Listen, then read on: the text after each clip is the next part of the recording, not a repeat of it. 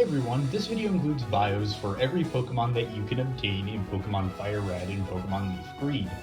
This is a companion video to a Let's Play I made of FireRed and LeafGreen that you can find a link to in the description.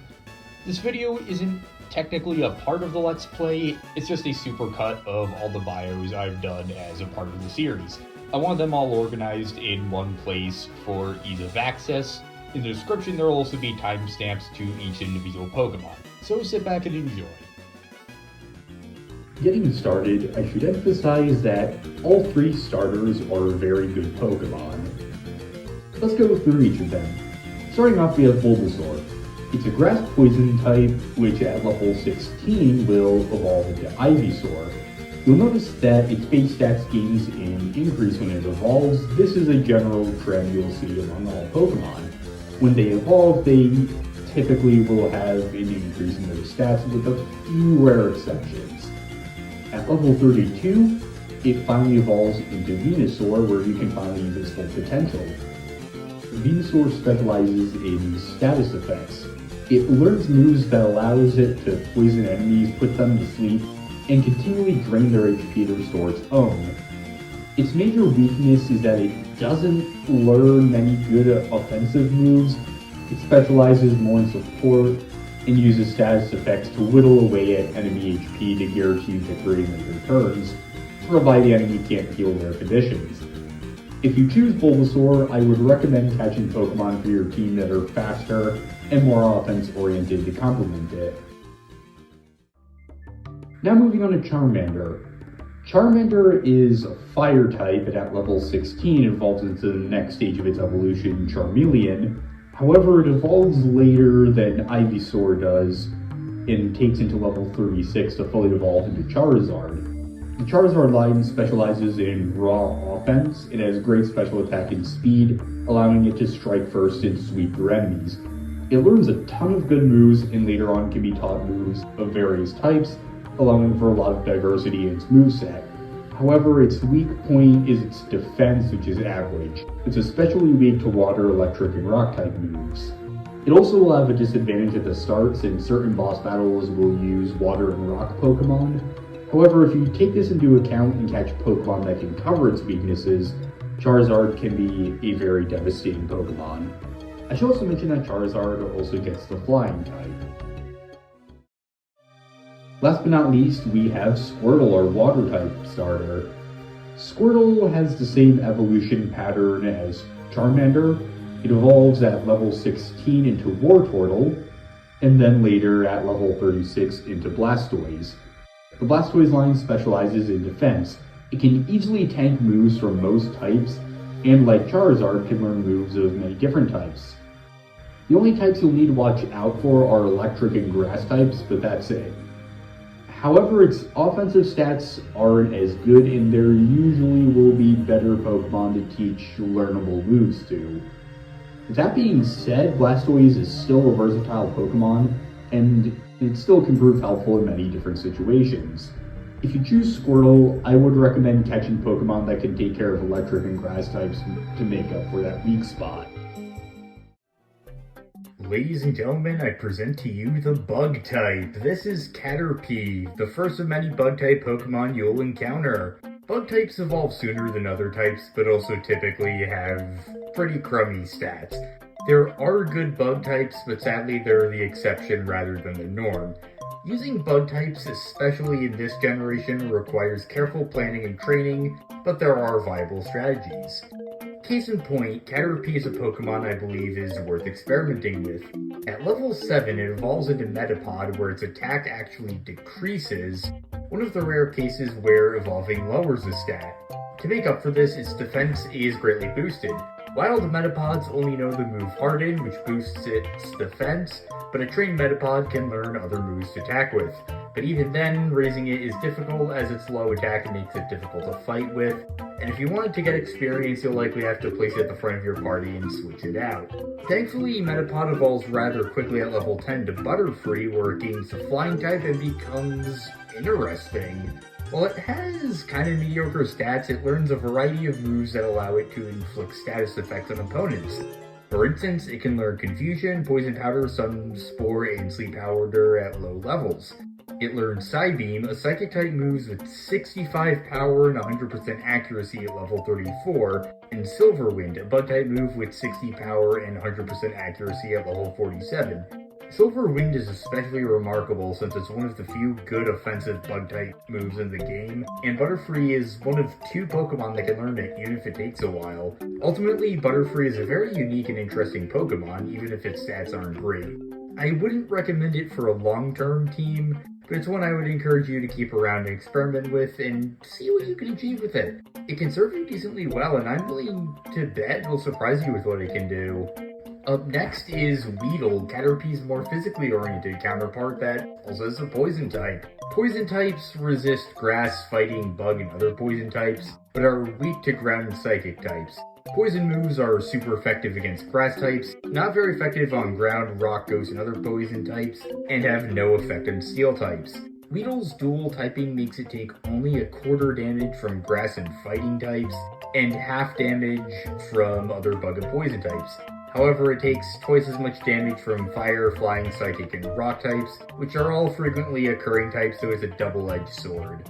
Unrelated to its battle viability, but Weedle is called the hairy bug Pokemon, which, how it doesn't have any hair on it, that bothers me way more than it should. But moving on, Weedle follows the same evolution pattern as Caterpie, where at level 7 it evolves into Kakuna, which is a defense-oriented Pokemon that can only learn Harden if found in the wild, and requires the similar training method of keeping at the very front of your party to gain experience.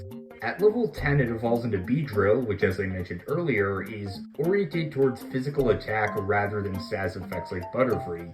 Unfortunately, I really can't recommend Beedrill. It only learns a handful of good moves in this generation, and the ones you can teach it are better off taught to other Pokemon.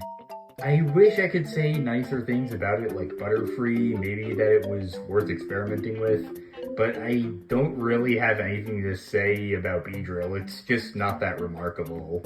To save the normal type from its rough introduction, let's move on to Pidgey.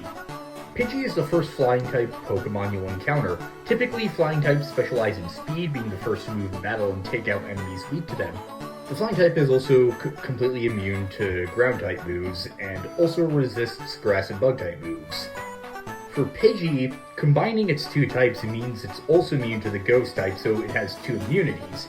It evolves at level 18 to Pidgeotto, where each of its stats gets boosted by 15 points, with the exception of HP, which only gets boosted 13 points, and at level 36 into Pidgeot, where all its stats are further boosted by 20 points and speed by 30. Its stats combined with its immunities gives Pidgey several type advantages that are useful so early in the game. However, in the grand scheme of things, it's pretty mediocre. Its stats are not as good as other flying types you'll be able to find during the game. If you want to keep it around, it can be useful, but there are other flying types I would recommend instead of Pidgey. At the end of the day, it's outclassed by better options that fill its role better.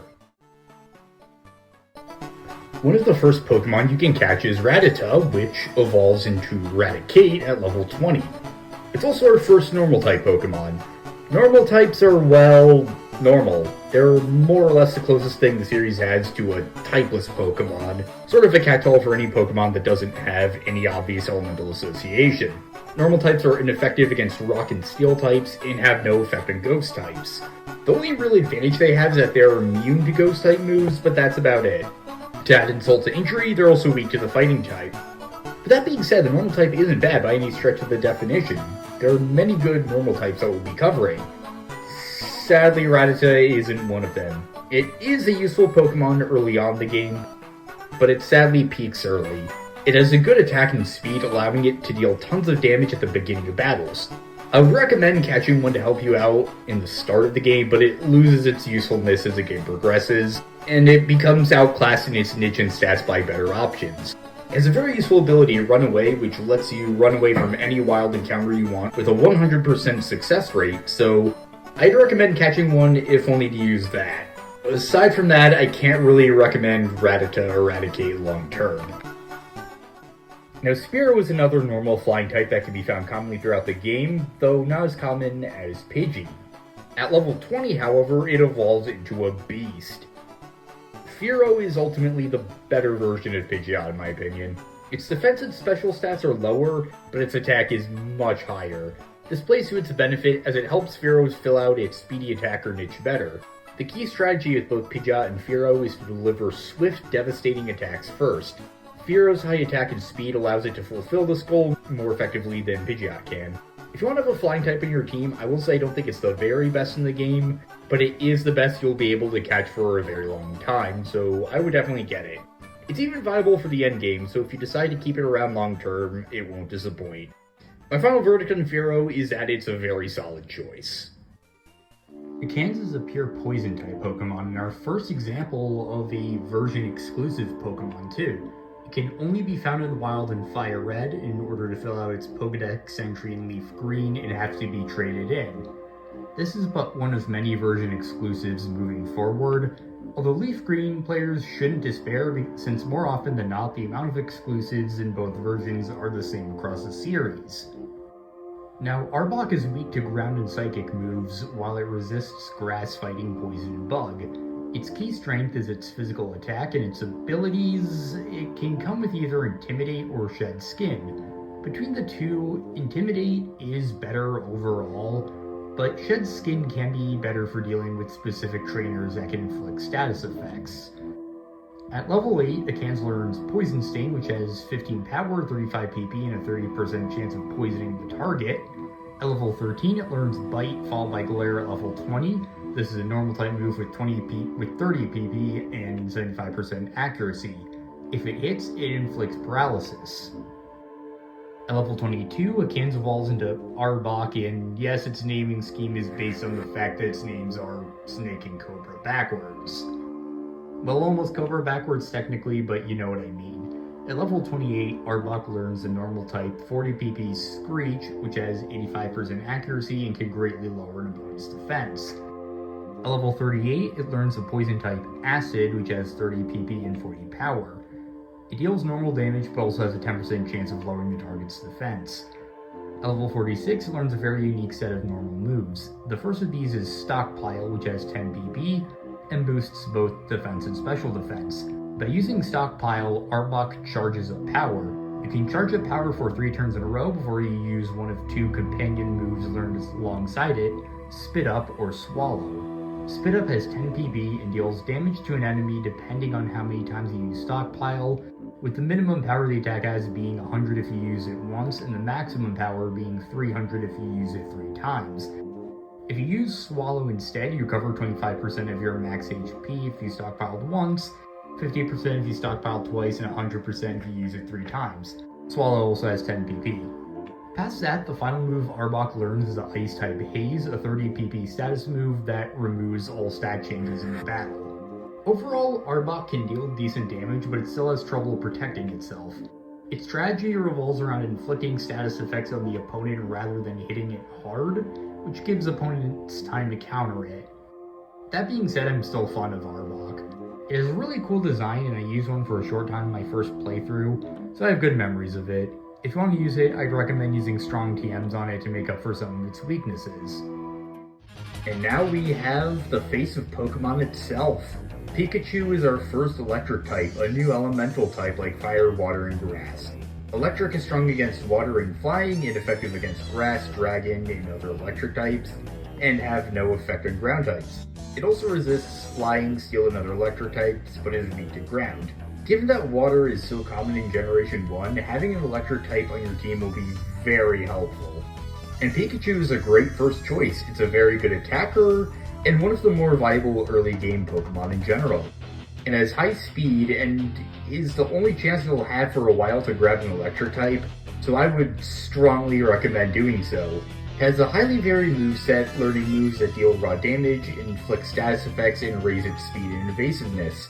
Unlike the other Pokemon we've seen so far, Pikachu does not evolve when it reaches a specific level. Instead, you need to find an item called a Thunderstone and use it on them. This is the first type of what are known as Elemental Stones, or items you can give to Pokemon to make them evolve. I'll be pointing out where to get Thunderstones and other Elemental Stones when we encounter them in the game. But getting back to Pikachu, it evolves into Raichu when given a Thunderstone, and overall is a very solid choice. Its stats increase by quite a bit. Raichu overall is just Pikachu but with better stats. Now there are items in later games that if you set things up in a certain way, Pikachu actually does become better than Raichu, but such a strategy is not possible in FireRed and LeafGreen. So I would recommend evolving your Pikachu into Raichu in this game. Evolved electric types in the game, there aren't any I can definitively say outclass Raichu as an electric attacker. Because of its uniqueness and versatility, I would highly recommend catching the Pikachu. Sandshrew is our first pure ground type. The ground type is an odd one since it only rarely is by itself. Most ground types are paired with another, usually the rock type. On their own, Sandshrew and other pure ground types are weak to water, grass, and ice, while resisting poison and rock and being immune to electric. Ground type moves are super effective against 5 types, making it a versatile type for a move to have. Said 5 types are fire, electric, poison, rock, and steel. However, they're ineffective against grass and bug types, and have no effect on flying types. With the ground type covered, Sandshrew is a LeafGreen exclusive. It usually will come with Scratch, Defense, Curl, and Sand Attack. At level 17, it learns Poison Sting, an odd choice. Even more surprising, these are the only moves Sandshrew can learn prior to its natural evolution. Level 22, it evolves into Sand Slash. Soon afterwards, at level 24, it learns Slash naturally, giving it a huge advantage. It then learns Swift at level 33, a normal type move with 60 power and 20 PP that bypasses accuracy and evasion, and lands a hit every time no matter what, unless the opponent has used a 2-turn move, or on the first turn they are invulnerable before striking. At level 42, it learns the normal type Fury Swipes, which has 18 power, 80% accuracy, and 15 PP. This is a multiple stage move where the power increases or the accuracy decreases. You know the drill, the exact odds are on screen. At level 52, it learns the ground type Sand Tomb, which has 15 power, 70% accuracy, and 15 PP. After the initial hit, the opponent will lose a 16th of their maximum HP for 2 to 5 turns. It's not a great move, but it was buffed in later generations to become much better. At level 62, it learns the rock type Sandstorm, which has 10 PP and causes a Sandstorm condition for in battle, where all Pokemon will lose a 16th of their max HP at the end of each turn, except for ground, rock, and steel types, as well as Pokemon with specific abilities. Overall, I can recommend Sandslash over Arbok, especially since with the right TMs, you can make it an offensive powerhouse. It has good physical attack and defense, but only alright speed and especially weak special attack. If you want to use it, I personally would recommend the TM route. Now we have the first of the Nidoran lines. Nidoran is a strange Pokemon. In the very first games, Red and Blue, Pokemon actually didn't have individual genders. Nidoran was the exception. The male and female variants are different Pokemon and have 2 different evolutionary lines. They're still considered different Pokemon to this day, even though nowadays Pokemon can have variants and still be considered the same species.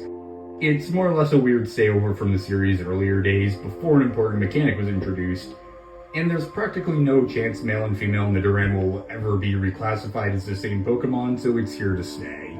Now, Nidoran Female is another Pokemon that reaches its final stage by using an elementary stone, in this case a Moonstone. You'll be able to find it on Mount Moon, so it's just around the corner. Now this is where things get tricky. Nidoran Female and its middle stage evolution, Nidorina, which it reaches at level 18, both learn more moves as they level up than the final stage does. Most of the moves they learn are status changers, and of exceptional interest are Flatter, a dark-type move with 100% accuracy and 15 PP, which confuses a target, but also raises its special attack. Nidoran Female learns at level 38, and Nidorina at level 43. The final move they learn is Crunch, a dark-type move with 80 power, 100% accuracy, 15 PP, and a 20% chance to lower the target's special defense. Unfortunately, they don't learn it until level 47 and 53 respectively, which is a long time to wait to get it. There are other Pokemon capable of learning it much sooner, so I wouldn't recommend waiting that long to give it Crunch. Now, when you give Nidorina a Moonstone, it evolves into Nidoqueen. At level 43, it learns Superpower, a fighting type move with 120 power and 100% accuracy but only 5 PP, and it also lowers your attack and defense when you use it. However, it is also the only Pokemon in FireRed and LeafGreen that can learn it, so if you want to use Superpower, it's your one chance. Moving on from moves, it has Poison Point as its ability, which makes it so that any enemy that uses a move that makes contact with it has a chance of getting poisoned. It also gains the ground type. It can serve as a decent tank / status inflictor, so overall I can recommend it, especially if it has a nature that improves its defense or special defense. Also, if you don't really have a good defensive Pokemon yet. And now we have the other Nidoran Male. Compared to its counterpart, the male line is more offense-oriented with higher attack and special attack. At level 47, it can learn Horn Drill, a normal type move that guarantees the opponent will faint if it hits, but has a complex way of calculating accuracy. The odds of it hitting in any given situation is the output of the formula 30 plus Nidoran's level minus the opponent's level. So, good luck using it later parts of the game. I'm mentioning Horn Drill since it's one of the few Pokemon in this game that can learn it, but I wouldn't recommend it since it's too unreliable in my opinion. Instead, evolve it as soon as you're ready.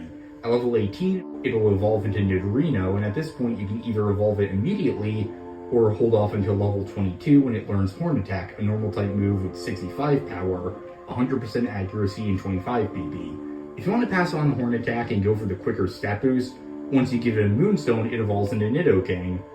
Nidoking also gains a ground type, and it can learn a ton of TMs, and even most HMs and move tutors. It's sort of a jack of all trades when it comes to types it can use, and overall is a solid attacker. I recommend it over Nidoqueen if you already have 2 heavy hitters on your team and need a third one that can also take a decent amount of hits to give you time to heal other Pokemon. I didn't use it on my first playthroughs, but it's still a great choice. I would definitely recommend catching it. Clefairy is another normal type Pokemon that was later reclassified as Fairy type. That isn't its only similarity to Jigglypuff though. It also doesn't learn many good offensive moves and has only okay use stats, but it's definitely a lot more fun to use if you ask me. The best way I could describe Clefairy is that it's the closest thing Pokemon has to a Trickster character that uses less than straightforward means to get advantages in battle. At level 5, it learns Encore, a normal type move with 100% accuracy and 5 PP that forces the opponent to use the same move it previously used for 2 to 6 turns, or until the foe runs out of PP. At level 9, it learns Sing, a 95% accuracy, 15 PP normal move that can put the foe to sleep for 1 to 3 turns. At level 13, it learns a normal type Double Slap with 15 power, 85% accuracy, and 10 PP.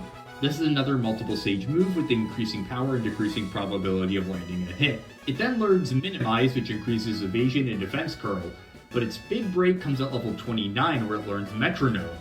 This is a normal move with just 10 PP, no set power accuracy. Why? Because it chooses a random move from all moves in the game to use.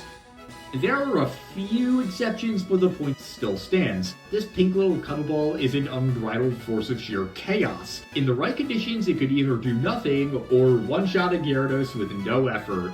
It's a wild card, and it's awesome for that, even if it's a little impractical to use. But man, is it fun! Past Metronome, it can learn the Psychic type 20 PP Cosmic Power, which raises its defense and special defense. The normal type 5 PP Moonlight, which deals a different amount of HP depending on the weather. And the Psychic type 30 PP Light Screen, which cuts damage from special attacks by half for 5 turns. At level 45, it learns its final move, the Steel type Meteor Mash, which has 100 power, 85% accuracy, and 10 PP. This also has a 20% chance of raising the user's attack. Given its moveset, Clefairy is best suited as a tank. Unfortunately, as with the Wigglytuff, it also does not learn any moves after you use a Moonstone to evolve into Clefable. As Clefable, it gains much better defenses, allowing you to utilize its unique moves to your advantage much better.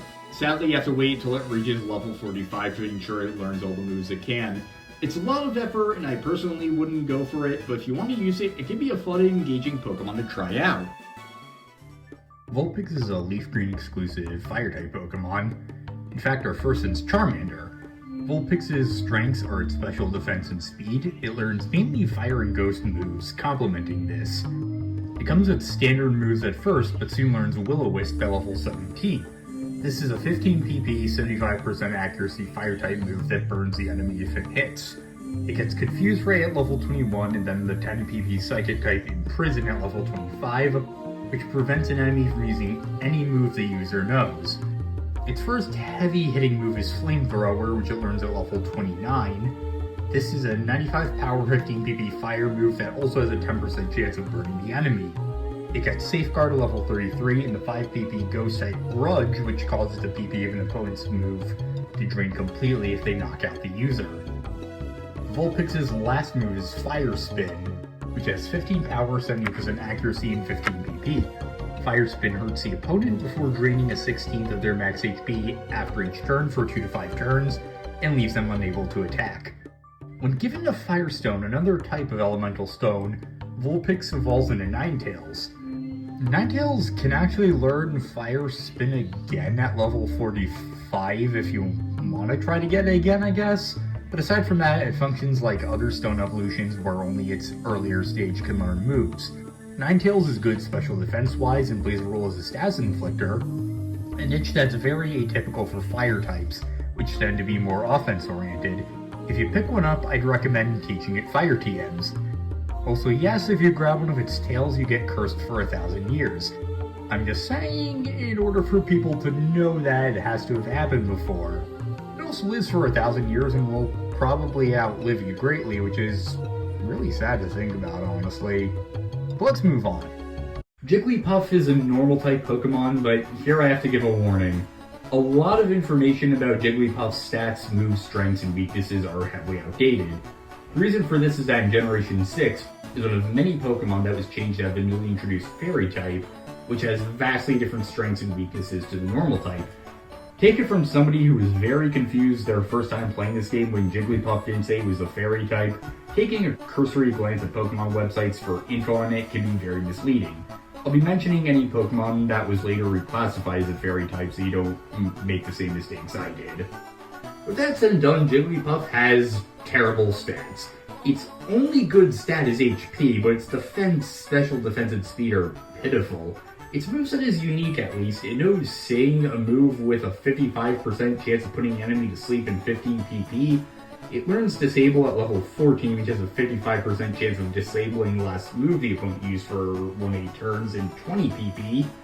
Now, the best strategy I can possibly think of to use with Jigglypuff is a combo of Defense Curl, which it learns at level 4, and Rollout, a rock-type move with 20 PP that deals damage for 5 turns in a row, doubling in power but decreasing in accuracy each time.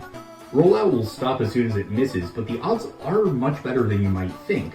On turn 1, it has 30 power with a 90% chance of hitting. On turn 2, it has 60 power and 81% chance. On turn 3, it has 120 power and 73% chance. Turn 4, 240 power and 66% chance. And on turn 5, it has 480 power and 59% chance. Look at this. If the Pokemon using Rollout has used Defense Curl in the same battle without switching out or fainting, the power on each turn doubles for 60, 120, 240, 480, and 960 power. It's too bad that this strategy will never come in handy for Jigglypuff because it'll have fainted before you can even get a single use of Rollout. It can learn Body Slam, a normal type move with 85 power, 100% accuracy, and 15 PP at level 34 at least. Now, if you give Jigglypuff a Moonstone, it evolves into Wigglytuff. Jigglypuff is in a tough spot at the moment, so let's see if its evolution can stop it. No. Wigglytuff learns 0 moves. 0. If you want to give it any, even half-decent moves, you have to put it up with Jigglypuff's terrible stats until level 49. When you do give it those moves, its attack and special attack are only alright, but its defense, special defense, and speed are just pathetic. It doesn't learn anything to cover its weaknesses. It can only sit there like a block of wood until it gets smacked around and dies. I'm sorry, but Wigglypuff is not worth investing the time in, especially since that time and effort is much better spent investing in your other Pokemon. I'm trying to not be overly harsh in my bios and not overly praising a certain Pokemon, but for Wigglytuff, all I can do is just give it a huge no. Don't catch it. Well, I mean, you can still catch it if you want to complete the Pokedex, but it's just really not worth using on the team. In this world, there are only 3 things that are certain: death, taxes, and Zubat. If you threw a dart at a map of Kanto, went there, and then ran into the nearest cave blindfolded, one would smack you in the face immediately. Now you'll notice I've placed a question mark in Golbat's evolution section. This is because Golbat was Zubat's final evolution in Red and Blue, but in Generation 2 it received a third form. Unfortunately, any Pokemon that receive such a new evolutionary stage past Generation 1 cannot evolve into their Generation 2 and 3 forms until after you beat the Elite Four and beat the game. They are post-game exclusive. Once we reach the post-game, I will give bios for the new stages, but for now I will keep things to their Gen 1 forms and discuss if they can still be used in the period between the time you can first catch them and beating the Elite Four. Zubat, sadly, is not a Pokemon that shines at this limit. Zubat has a strange mix of surprisingly useful advantages you wouldn't expect from such a common Pokemon, and some serious disadvantages. Zubat's ability is Inner Focus, which protects it from flinching, and it has a quad resistance to grass, fighting, and bug moves, as well as a half resistance to poison moves. For its moveset, it specializes in flying, poison, ghost, and dark moves, giving it very wide coverage. It learns Bite at level 16 and Wing Attack at level 21. For its weaknesses, its stats aren't the best and it's weak to electric, ice, psychic, and rock moves. Now when it reaches level 22, it evolves into Golbat and it overall becomes more viable as a team member. At level 28, Golbat learns Confuse Ray, a ghost type move with 10 PP that confuses the enemy. Now with such a good ability, you might be thinking it has to have 55% accuracy. Nope, it has 100% accuracy, so it's practically a guaranteed infliction unless the enemies raise their evasion or lowered your accuracy. At level 49, it learns Poison Fang, a poison move with 50 power, 100% accuracy, 15 PP, and a 30% chance of inflicting a badly poisoned status on an opponent. When a Pokemon is badly poisoned, it loses a 16th of its max HP at the end of the first turn, and the amount of HP it loses increases by a 16th each consecutive turn. So on turn 2, it loses an 1/8 of its max HP, then 3/16, then a quarter, and so on. Its other moves aren't the most heavy hitting, but they serve it well. I am very partial towards Golbat. It was one of the members of my first ever team, and its Gen 2 evolution is very useful. However, with all the positive things I've said about it, I think you're better off waiting until another game to use it, since then you'll be able to use it to its full potential sooner. Sadly, Golbat was done dirty in this game, so I can't recommend it. It's not even its own fault. You'll have your time in the sun someday, buddy, I promise. Also in Red and Blue, Golbat had one of the most terrifying sprites I've ever seen. It's a good thing they didn't have it appear in the wild of Mount Moon, because I'd feel awful for any kid wandering into their first dungeon having this be the first thing they see. Crobat is an evolution of Zubat and Golbat introduced in Generation 2. After gaining the natural effects, Golbat can evolve by reaching 220 Friendship. Once it reaches this level, the next time it levels up, Golbat will evolve into Crobat. I don't think any of you guys watching this would actually reach this point, but if somehow you manage to get your Golbat to level 100 without evolving it, I'm sorry to say, but you will not be able to get it to evolve. Level 99 is the last point where you can, or at least leveling up from level 99 to level 100. Now, moving on, Crobat doesn't learn any moves Golbat can't, not even TMs or HMs. It does, however, gain a stat boost. It goes from 90 to 130 speed and a slight attack boost, making it an even better sweeper than before. It's actually tied with Jolteon and Aerodactyl speed-wise. Most impressively, its base stat total is 535, putting it above all three Kanto starters' full evolutions, and only 5 behind Snorlax and Gyarados. Talk about a glow-up. I already liked Golbat, but Gen 2 really brought it to new heights. There's no argument to be made for keeping yours as a Golbat. Maximize your friendship to get Crobat as soon as possible. Oddish is a FireRed exclusive grass poison type. Since I didn't want to delve too much into all the various types at the beginning of the series and overwhelm you with info, I didn't say exactly what the strengths and weaknesses of this typing are when I went over Bulbasaur. To make up for that, Oddish has a quad weakness to grass, a half resistance to water, electric, and fighting, and a double weakness to fire, ice, flying, and psychic. Its typing isn't the only similarity it has to Bulbasaur. It also serves as a support Pokemon, with its best stats being special attack and special defense. It learns Poison Powder at level 14, Stun Spore at level 16, and Sleep Powder at level 18, making it a suitable status inflictor if you didn't choose Bulbasaur as your starter and still want one on your team. At level 21, it evolves into Gloom. Gloom drains your maximum HP and can make you sick. Never mind, wrong game. Gloom learns Acid at level 24, which is a poison-type move with 40 power, 100% accuracy, and 30 PP. It deals damage and has a 10% chance of lowering the target's defense. At level 35, it learns the Moonlight, the last move it learns that its final evolution doesn't. Gloom uses another elemental stone to evolve, this time using the Leaf Stone to evolve into Vileplume. As Vileplume, its special stats are still its best ones, while its HP, attack, and defense are modest. Its speed is its major weakness, with it being pretty slow. In a deviation from the norm of stone evolutions not learning any moves, it actually learns Petal Dance at level 44, the same level that Gloom would, strangely enough. This is a grass-type move with 70 power, 100% accuracy, and 20 PP. Using this move causes the user to attack for 2 to 3 turns without being able to switch out, and they become confused afterwards. If the user is inflicted with sleep or freeze or flinches, they will briefly not use the move, but will continue their 2 to 3 uses once it wears off. In addition, I would recommend using TM19 Giga Drain, TM22 Solar Beam, and TM36 Sludge Bomb on Vileplume, but I'll go over exactly what those do when we encounter them in gameplay.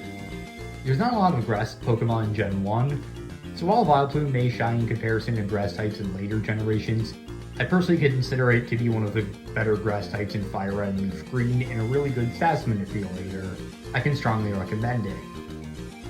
Blossom is a Gen 2 alternate evolution of Gloom. Now that you have the National Dex, you can choose to evolve Gloom into either Vileplume with the Leaf Stone, or Blossom with the Sunstone. This is our first example of a branching evolution.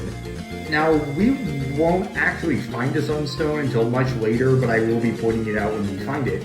But be careful, it is the only Sunstone in the game. On the other hand, there's also no other use for a Sunstone, so it's not that big of a deal. Blossom shaves off a bit of Vileplume's special attack and boosts its defensive stats with it. Blossom also loses the Poison type, making it pure grass. It learns one move that neither Bloom nor Vileplume learns normally, Solar Beam at level 55, although Vileplume can learn it via TM. Blossom is a strange case. It has both advantages and disadvantages when compared to Vileplume, since its increased defense helps it take hits, but it can't attack as effectively with the grass type, making Vileplume a better user of Solar Beam. I personally prefer Vileplume due to my own playstyle, but I can't say Blossom is bad compared to it. I would catch another Gloom to evolve with the Sunstone to try it out. Just be sure it has a good nature, because once again, the moment you use a Sunstone, you can't get another one. Paris is a Buggrass type Pokemon that sucks. It has very weak stats, takes quad damage from fire and flying moves, and twice the damage from ice, poison, bug, and rock moves. It does have some resistances, taking half damage from water, electric, and fighting, and a quarter damage from grass and ground, but that's where the positives end. It learns an array of status-affecting moves, but can't fill that role anywhere near as well as Bulbasaur or other grass types we have yet to see. Its only viable use is as what is called an HM slave in Pokemon jargon. We have not encountered HMs yet, so all I will say to the subject now is that it is a very irritating mechanic that requires you to use up move slots on some of your Pokemon to explore parts of the overworld. To get around this, many players have a designated HM slave they give HMs to and lug around the party so they can navigate around. Paris learns HMs required in the early game, making it useful only as an HM slave. At level 24, it evolves into Parasect, and I mean, what were you expecting? Gyarados was lightning in a bottle, and weak Pokemon that evolve into beasts like it are very rare. Overall, I'd say catch a Paris only to move around in gem requirements. But I will take this moment to talk about Parasect's Pokedex entries. In Paris' entries, it was noted that the mushrooms on its back grow as it eats. LeafGreen's Parasect entry says, the parasite mushroom has taken over the bug host. That's not just a strange one-off entry. Pokemon Yellow's entry says, the bug host is drained of energy by the mushrooms on its back. They appear to do all the thinking. But wait, there's more. In Pokemon Gold, it says it mostly stays in dark, damp places, a preference not of the bug, but of the big mushrooms on its back. Pokemon Crystal says, when nothing's left to extract from the bug, the mushrooms on its back leave the spores on the bug's egg. And as recently as Pokemon Legends Arceus, it is stated that specimens of Parasect that don't have these mushrooms lie unmoving in the forest, implying they are either dead or just brain dead and unable to think. What the hell was the pitch meeting for this like? Hey kids, you get to watch your friend get infected and die horribly while it gets taken over by a parasitic fungus and is no longer their self with the same personality. I feel horrible for Parasect. Not only is it a weak Pokemon, its very existence is literal hell. It is doomed to either die and be left as a corpse, or get taken over by a parasitic mushroom and have its will sapped away. It has no chance to live happily. It is doomed to die horribly no matter what. Oh, and even worse, it's real. The mushroom on its back, called Toshikazu, is based on the cordyceps fungus, specifically, I shit you not, zombie ant fungus. This fungus infects bugs such as ants and spiders, drains their body of nutrients, and fills it with spores before forcing it to fall to the forest floor and latch onto the underside of a leaf before it dies and spreads spores everywhere. Yes, it hijacks a bug's behavior through still not fully understood mechanisms, but the point is it fucking mind controls them, and it's fucking real. Where is your god now? Have a great time sleeping tonight. Let's move on, shall we?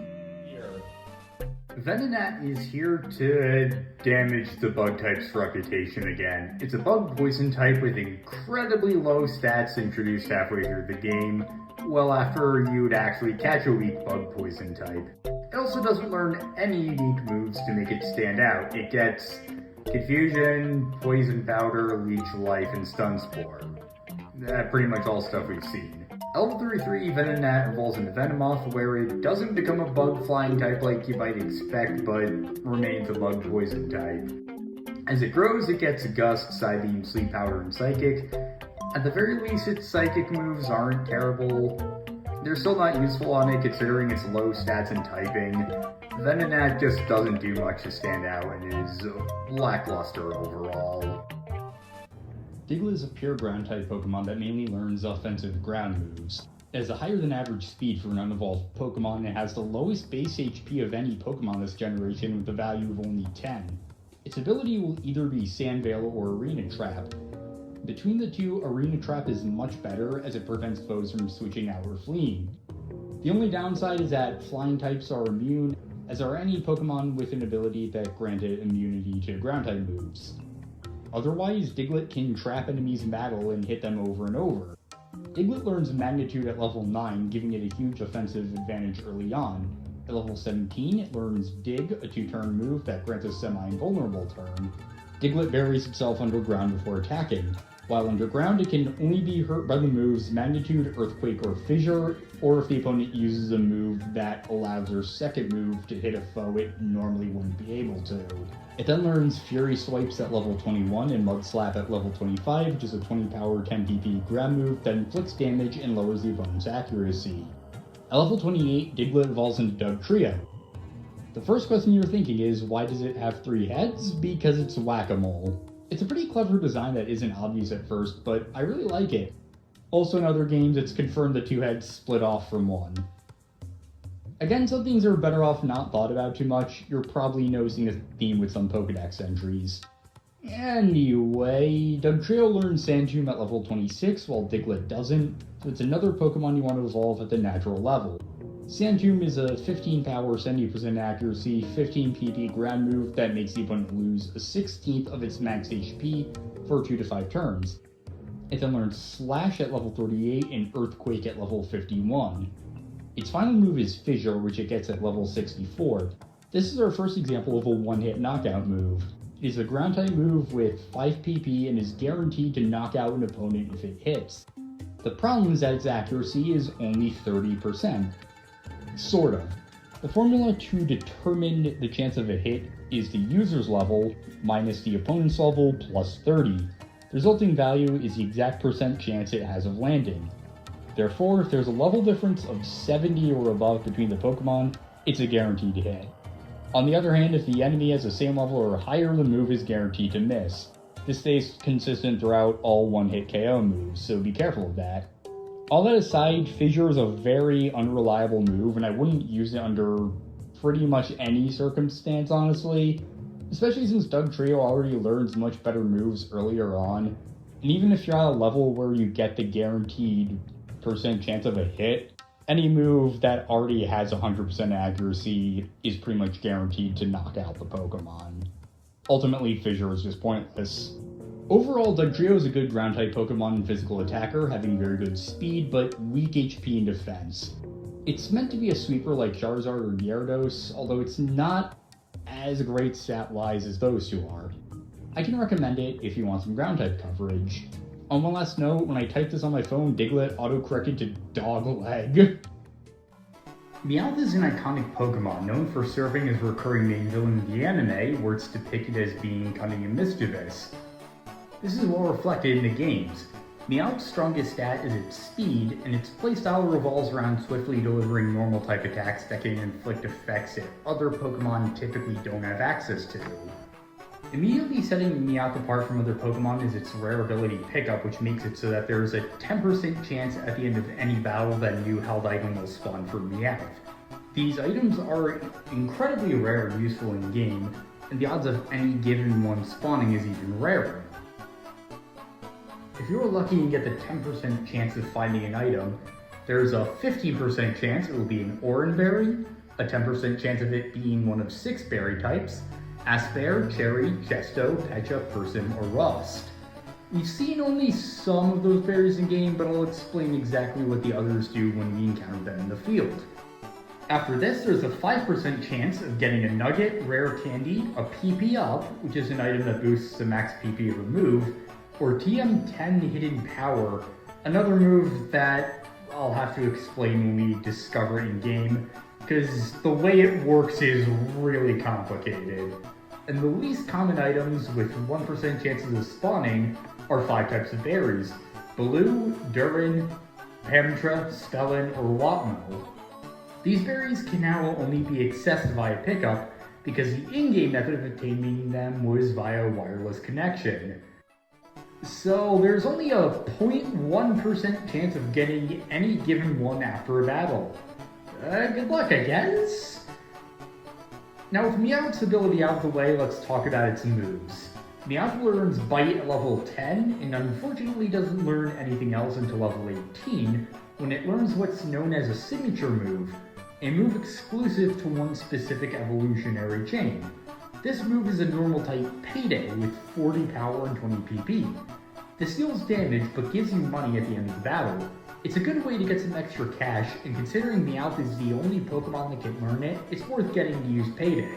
At level 25 it learns a Dark type Feint attack, which has 60 power, 20 PP, and is guaranteed to hit each time regardless of accuracy or evasion changes, except for the first turn when an opponent uses a semi-invulnerable move, one of the moves I've talked about before where the user can't be damaged on the first turn and lands a hit on the second. At level 28, Meowth evolves into Persian. 6 levels later, at level 34, it learns Screech, a 40 PP, 85% accuracy normal move that greatly lowers the target's defense. Persian learns Fury Swipes at level 42 and Slash at level 49.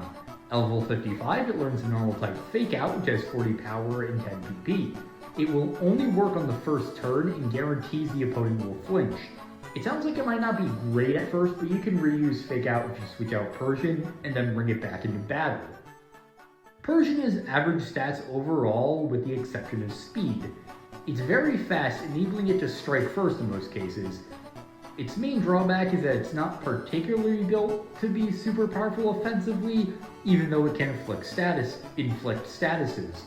I'd recommend a Persian with a nature that boosts its attack or speed as such.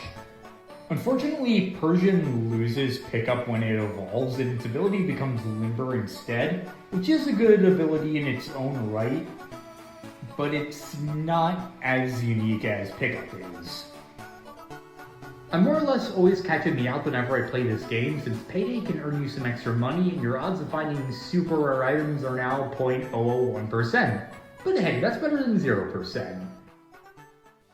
Psyduck is another pure water type that is exclusive to FireRed. It will either have the ability Damp, which protects it from self-destruction moves like, well, self-destruct, and Explosion, or Cloud9, which prevents its stats from being changed by weather conditions. From levels 1 to 10, Psyduck learns Scratch, Water Sport, Tail Whip, and Disable. It learns Confusion at level 16, Screech at level 23, and Psych Up at level 31. At level 33, Psyduck evolves into Golduck. Golduck learns Fury Swipes at level 44, and how many damaging water moves does it learn? 1. It gets Hydro Pump at level 58. That's it. Golduck bothers me so much. In other games' Pokedex entries, it said that Psyduck's constant headaches emerge into Golduck having psychic powers. Hell, its name is Psyduck! But Golduck isn't a psychic type, and its LeafGreen counterpart is. On top of it not getting a typing it could have had, its stats are completely flat. It doesn't specialize in anything really, and all of its stats are just subpar. Psyduck is one of my favorite Pokemon. I love the little guy, but they did this one so dirty. I just can't really recommend it because it just doesn't do much to stand out in a generation that's already oversaturated with water types, pun intended. Mankey is our first fighting type Pokemon, which have strong physical offense and high speed. They are very useful against a ton of types, namely Normal, Ice, Rock, Dark, and Steel. I would consider Mankey to be a must-catch if you started with Charmander, considering our first few gym battles will be super effective against fire Pokemon, and Mankey will have an advantage over them. Mankey evolves into Primeape at level 28, and like Rattata and Pidgey, it sort of loses its usefulness later on with different fighting types outclassing it. That being said, with good training and preparation, it can be a versatile Pokemon throughout your playthrough. I ran Primeape on my OG team when I first played this game, and it did well. I can recommend keeping it around, but there are better options, admittedly. Growlithe is a FireRed exclusive fire type and Vulpix's counterpart. Its special defense and speed aren't as good, but everything else is way higher than Ninetales', allowing Growlithe to be fast with both high attack and special attack. It comes with Ember and learns Odor Sleuth at level 19, which is exactly the same as Foresight. It then gets Takedown at level 25 and Flame Wheel at level 31, which is a 25 PP, 60 power fire move that inflicts damage and has a 10% chance of burning the enemy. It doesn't get anything else of note until level 49 when it learns Flamethrower. When you give Growlithe a Firestone, it evolves into Arcanine, which has the third highest overall stat value in the game, having better stats than the starters and even Gyarados. Without a doubt, Arcanine is a fantastic Pokemon. Although I do like Ninetales, it's completely outclassed by Arcanine. If you didn't choose Charmander as your starter and you want a fire type on your team, this is one I absolutely would go for. I should mention that in a rarity for Stone Evolutions, Arcanine actually does learn a single move that Growlithe cannot. At level 49, Arcanine learns Extreme Speed, a 5 PP, 80 power normal move that will almost always strike first. Due to the level you get it, it is mutually exclusive with Flamethrower. Between the two, I think Flamethrower is a better option and complements Arcanine very well. All in all, Arcanine is great. Poliwag is a water-type Pokemon with very high speed but low stats otherwise. It learns Bubble, Hypnosis, Water Gun, Double Slap, and Rain Dance as it levels up. At level 25, Poliwag evolves into Poliwhirl. I love Poliwhirl for its design. It's a cute, funny little guy. Sadly in battle it's not that great. All of its stats except its speed have been boosted, oddly enough. It learns Body Slam at level 35, followed by Belly Drum at level 43, which is a 10 PP normal move that lowers the user's HP by half the max, but raises its attack to the highest it can possibly go at its level. Its final move is Hydro Pump, which it gets at level 51. When given a Water Stone, Poliwhirl evolves into Poliwrath. Poliwrath is a water fighting type, a combination we haven't seen before. Poliwrath has a half resistance to Fire, Ice, Bug, Rock, Dark, Steel, and Water if it has Damp for its ability.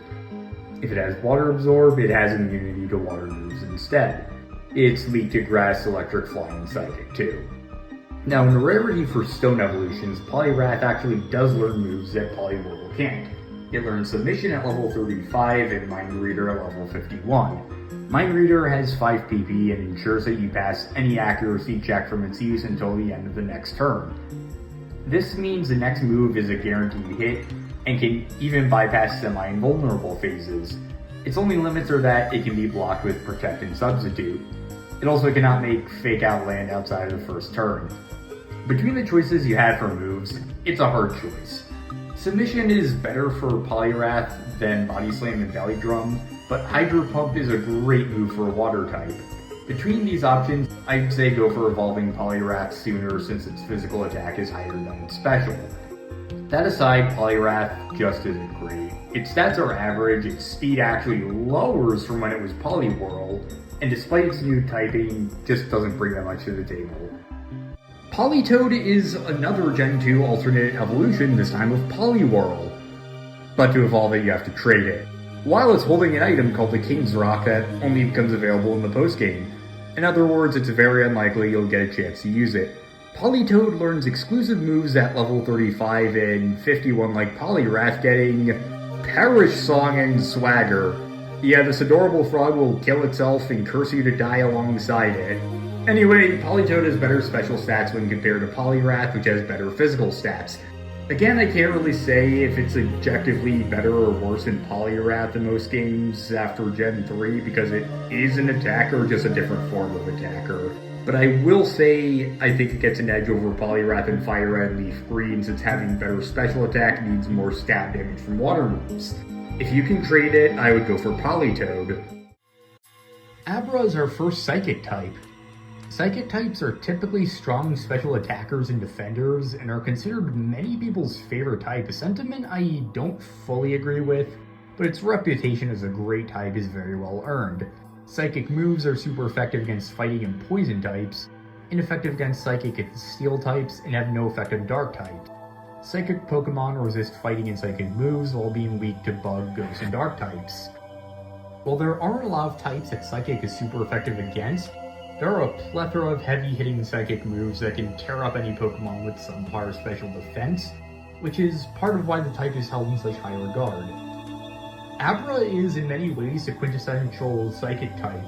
It has very low HP and attack and the second lowest defense of any Pokemon Gen 1.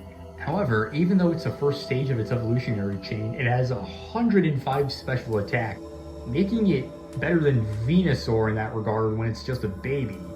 It's also fairly speedy, allowing it to strike first, or at least it would. Abra is another Pokemon that is difficult to raise but with great results, just like Magikarp. The reason for this is that it only knows one move, Teleport, which in the wild causes it to immediately flee, and in battle causes it to switch out with another one of your Pokemon. It does have the practical benefit of a field effect though. By selecting Teleport when choosing a Pokemon in the overworld, you can immediately teleport to the last Pokecenter you visited. But with that being said, Abra can't learn any moves until it evolves or until you teach it a TM. It's a very good Pokemon to teach psychic moves to, so I wouldn't worry about teaching it a move that you end up wanting to use on a different Pokemon later. At level 16, it evolves into Kadabra, boosting its already powerful special attack to become even better, and giving it the ability to learn other moves. You want to evolve Abra at the intended level because Kadabra learns Confusion on level 16. At level 18, it learns Disable, a normal type move with only 55% accuracy, that can disable the last move your opponent used, but this is too unreliable in my opinion. Fortunately, soon after it learns Psybeam at level 21, a psychic move with 65 power, 100% accuracy, and 20 PP that deals damage and has a 10% chance of confusing the target. At level 23, it learns Reflect, which is essentially the physical version of Light Screen since it cuts physical damage in half for 5 turns. The only move that can bypass this is Brick Break. At level 25, it learns the normal type Recover, which has 20 PP and restores up to half of your max HP. At level 30, it learns the Psychic type Future Sight, which has 80 power, 90% accuracy, and 15 PP. This deals damage 2 turns after you use the move and cuts past Protect. Even better, the damage dealt is typeless, meaning it is effective against Psychic, Steel, and Dark types. At level 33, it learns Roleplay, which swaps Kadabra's ability for that of the targets, making it a situationally useful or useless move. At level 36, it learns the Psychic type move Psychic. Yeah, that's its real name.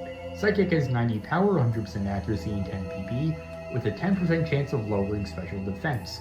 The last move it learns is Trick at level 43, which swaps held items with the target. Kadabra, unfortunately, is another trait evolution, but even in its middle stage, I consider it to be a viable Pokemon and one of the best in this generation. I would strongly recommend grabbing one and teaching it strong TMs. It can easily become one of your best members to deal with fighting poison types and any enemy that has low special defense. If you have the chance to trade it, Kadabra will evolve into Alakazam, which has the second best special attack in Gen 1, and is tied for the third best speed value. It learns the same moves at the same levels that Kadabra does, so if you have access to the right equipment, I'd recommend evolving it ASAP.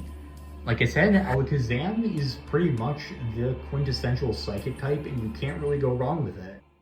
Machop is a solo fighting type Pokemon and is to the fighting type what Abra is to the Psychic type, representing the archetype of the type, for lack of a better way to phrase things. Machop's ability, Guts, raises its attack by 50% when suffering a status condition, turning a negative into a positive. Machop's best stats are its HP and attack, and it learns exclusively normal and fighting moves, giving it a stab on most of its moveset.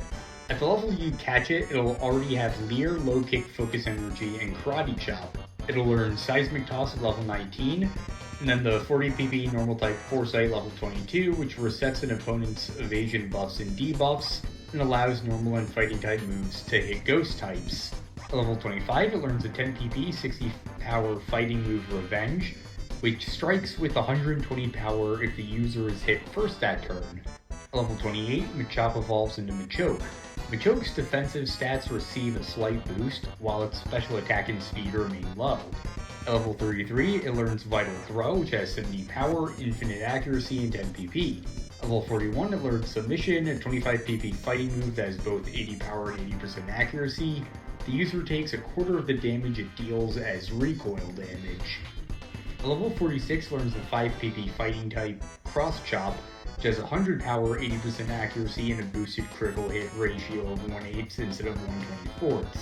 It gets Scary Face at level 51, which sharply lowers speed, and finally gets the fighting type Dynamic Punch at level 59, which has 5 PP, 100 power, and confuses the target when it hits. The problem is that it only has 50% accuracy, so it's not very reliable. Machoke is unfortunately a trait evolution, so it doesn't utilize its full potential. However, it still has good attack and okay defenses, but you should be wary of its low speed. It's a Pokemon I can recommend catching and experimenting with, even if you just later decide to swap it out of your team. That being said, if you're able to, evolve Machoke into Machamp. Machamp is tied with 3 other Pokemon for the highest attack this generation, with the base stat of 130. Machamp learns the same moves at the same levels as Machoke, so there's no reason not to evolve it if you can. Although I have to question why it looks like King did a day. And continuing the trend of my phone giving weird autocorrects, Machop got turned into MacBook. Bellsprout is a LeafGreen exclusive grass poison type, and is Oddish's counterpart. Where Oddish was tanky, Bellsprout is more of a glass cannon with high attack and special attack and low defense and special defense. Despite this, it learns the same moves Oddish does, getting Sleep Powder at level 15, Poison Powder at level 17, and Stun Spore at level 19. Then at level 21, it becomes ugly. Seriously, Weepinbell is one of my least favorite Pokemon designs this generation. I don't like the way its mouth looks. It looks like a gossiping fish. I just can't make any sense of its expression, which bothers me a lot. At level 24, the parallels to Oddish continue with it learning Acid. It then gets Sweet Scent at level 33, and unfortunately continues a trend of Stone pre-evolutions learning moves later stages can't. It learns Razor Leaf at level 42, which is a grass-type move with 55 power, 95% accuracy, 25 PP, and has an increased critical hit rate of 1/8 instead of 1/24, making it a great offensive grass-type move that complements Weepinbell's stats very well. At level 54, Weepinbell learns the normal-type Slam, which has 80 power, 75% accuracy, and 20 PP. This move simply deals damage with no other effects. Honestly, I think it's better to evolve Weepinbell before it gets it, due to how long you have to wait and the fact that you can teach it a TM if you want to replace any of its moves. On the note of Weepinbell's evolution, Victory Bell fulfills its role by having good attack and special defense, with its other stats all being average. With it not learning any more moves, you can either keep moves it learned previously, or teach it TMs. I would again recommend the same moves I recommended for Vileplume, TM19 Giga Drain, TM22 Solar Beam, and TM36 Sludge Bomb. It's overall an unusual Pokemon since grass types aren't usually very good offensively, but Victory Bell breaks that trend. I once again can recommend it if you want a grass type on your team, even if I really just don't like its design at all, except for Bellsprouts. Tentacool is a water poison type that has quite a few resistances. It resists fire, water, ice, fighting, poison, bug, and steel, but is weak to electric, ground, and psychic. Tentacool is good stat, but unfortunately not a great move pool. Unevolved, it only learns Poison, Sting, Supersonic, Constrict, Acid, and Bubble Beam. Level 30, Tentacool evolves into Tentacruel. Tentacruel gets Wrap at level 30, Barrier at level 38, Screech at level 47, and Hydro Pump at level 55. Tentacool can also learn Surf, Sludge Bomb, Ice Beam, and Blizzard as TMs. I've nagged on about how Gen 1 has a lot of boring, mediocre water types, but Tentacruel is a surprising exception given how common it is. It has the second highest special defense this generation, tied with Mr. Mime, making it a great special tank. Its speed is also high for a defensive Pokemon, so it can strike first in a lot of cases. In a lot of ways, Tentacruel is a water-type Zubat. It's much stronger than you'd think. For such a common Pokemon, it can easily hold its own in hard battles. If you don't have water-type yet, this one would work. But to be fair, it's not like it has much competition in the first place. But that's not a dig at Tentacruel at all. It's still fantastic. Next up is Geodude. Geodude is our first Rock-type Pokemon. Rock is effective against Fire, Ice, Flying, and Bug, and not effective against Fighting, Ground, and Steel. Rock Pokemon resist Normal, Fire, Poison, and Flying, and are weak to Water, Grass, Fighting, Ground, and Steel. You'll have to be especially careful about Water and Grass, since many Rock Pokemon are paired with a Ground type, giving them quad weaknesses to them. Geodude is one of those Pokemon, and like most Rock types, it specializes in defense, with its major weakness being its low speed and special defense. At level 11, it learns Rock Throw, a Rock-type move with 50 power, 90% accuracy, and 15 PP. After that, it learns quite a good set of moves, including Magnitude, a Ground-type move that has 100% accuracy, 30 PP, and deals damage with a different amount of power randomly rolled for each time, the greater number you roll corresponding with greater base power. It can be pretty devastating. At level 21, it can learn Self-Destruct, a normal move with 200 power and 5 PP, which deals immense damage but causes the user to faint. At level 25, Geodude evolves into Graveler, where it gets a noticeable boost in attack and defense, and mainly learns heavy-hitting rock moves. At level 29, Graveler will learn Rollout, and eventually it learns Rock Blast, a 10 PP rock move that operates similar to Rollout. It initially hits for 25 power and 80% accuracy, with decreasing probability of landing consecutive hits per turn, but you also get increasing power per turn, so it's a bit of a gamble.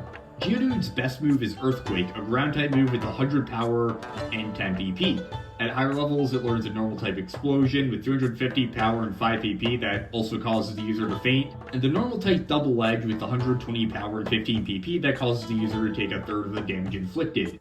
Now for evolution, we run into a problem. Graveler is the first of 4 Pokemon in Gen 1 that will only evolve once you trade it with someone else who has a Pokemon game for the Game Boy Advance. Given that sadly few people nowadays still have GBAs and link cables to trade with, there's little chance we'll be able to obtain the final stage of Graveler's evolution. Because of that, I will be evaluating Graveler and the other trade evolutions primarily from their middle stage and discuss if I feel they are viable to keep on your team even if they can't complete their evolutionary chains.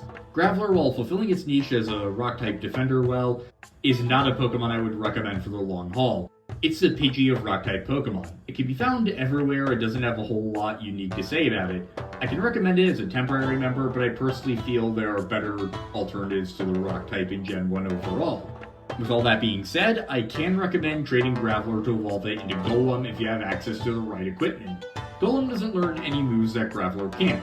In fact, it learns the moves at the same level Graveler learns them. However, the stat boosts make evolving Graveler into Golem very much worth it if you have the opportunity to do so. Everything I said about Geodude and Graveler stands for Golem, so I don't have much else to say regarding it, other than Golem had a really derpy sprite in Gen 1. Ponyta is a pure fire type that will have either Runaway or Flash Fire as its ability. It learns Ember, Stomp, Fire Spin, Takedown, and Agility. At level 40, Ponyta evolves into Rapidash and it learns Fury Attack upon evolving. Rapidash gets Bounce at level 50 and Fire Blast at level 63. Rapidash has good attack and speed, but is one of the weaker fire types in Gen 1, with Flareon being far below it. It suffers in specializing in physical attack, physical of Flareon, but actually does learn some physical moves to compensate. I wouldn't call it bad per se, but it's still completely outclassed by Arcanine, Ninetales, and Charizard. If you really want to give it a shot, I recommend catching one with a nature that enhances its special attack. Slowpoke is a LeafGreen exclusive water psychic type and is Psyduck's counterpart. Slowpoke has a double resistance to fire, water, ice, fighting, psychic, and steel, but a 2 times weakness to electric, grass, bug, ghost, and dark. From levels 1 to 13, Slowpoke can learn Curse, Tackle, Yawn, Growl, and Water Gun. It can then learn Confusion, Disable, Headbutt, and Amnesia, which greatly raises its special defense. At level 37, Slowpoke evolves into Slowbro. It will automatically learn Withdraw and later Psychic, and its final move, Psych Up, at level 55. Slowbro has good HP, defense, and special attack, making it overall a good special attacker and physical tank. However, its speed is rather low, befitting its name. Slowbro is a water type I can recommend due to its unusual typing, and I would easily recommend it over the other water types we've just covered. Also, that is not a Shelter. I don't care what the Pokédex says. Seriously, how the hell does that work? Slowking is a Gen 2 alternate evolution of Slowbro, obtained by training it while holding a King's Rock. Slowking swaps Slowbro's defense and special defense, and that's it. There aren't any other stat changes past that.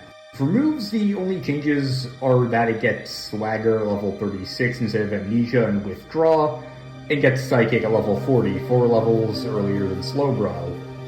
Like with other alternate evolutions, I can't really say that Slowking is better or worse overall than Slowbro, since they're better suited for different situations and have the same offensive stats.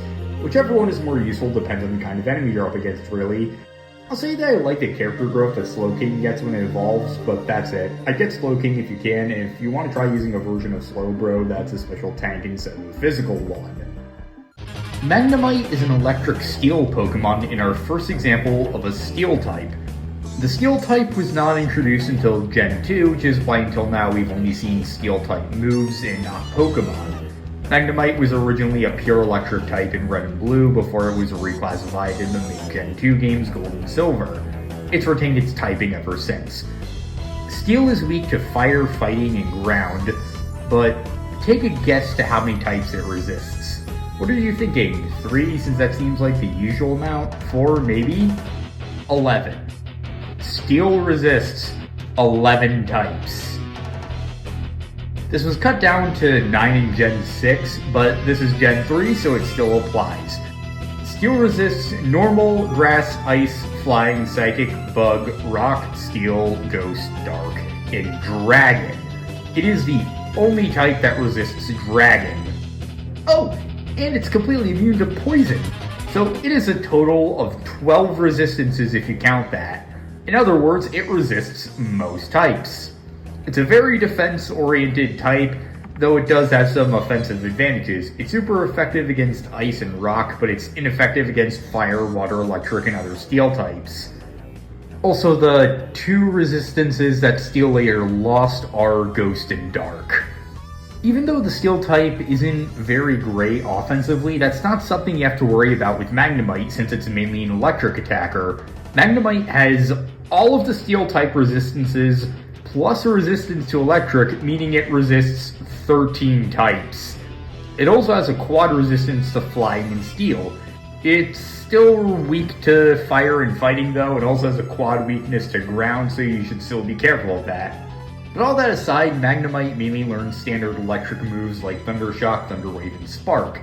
At level 30, it evolves into Magneton, which, depending on the game's Pokédex entry, is either 3 Magnemite stuck together or 1 Magnemite that grew 2 others off the main body.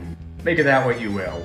Anyway, Magneton learns Lock-On at level 35, Tri-Attack at level 44, Screech at level 53, and Zap Cannon at level 62. Magnemite actually doesn't learn Tri-Attack, instead learns Swift in its place.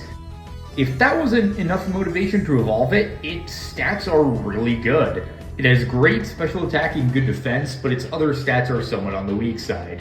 That being said, its resistances still make it viable as a tank who can deliver electric counterattacks.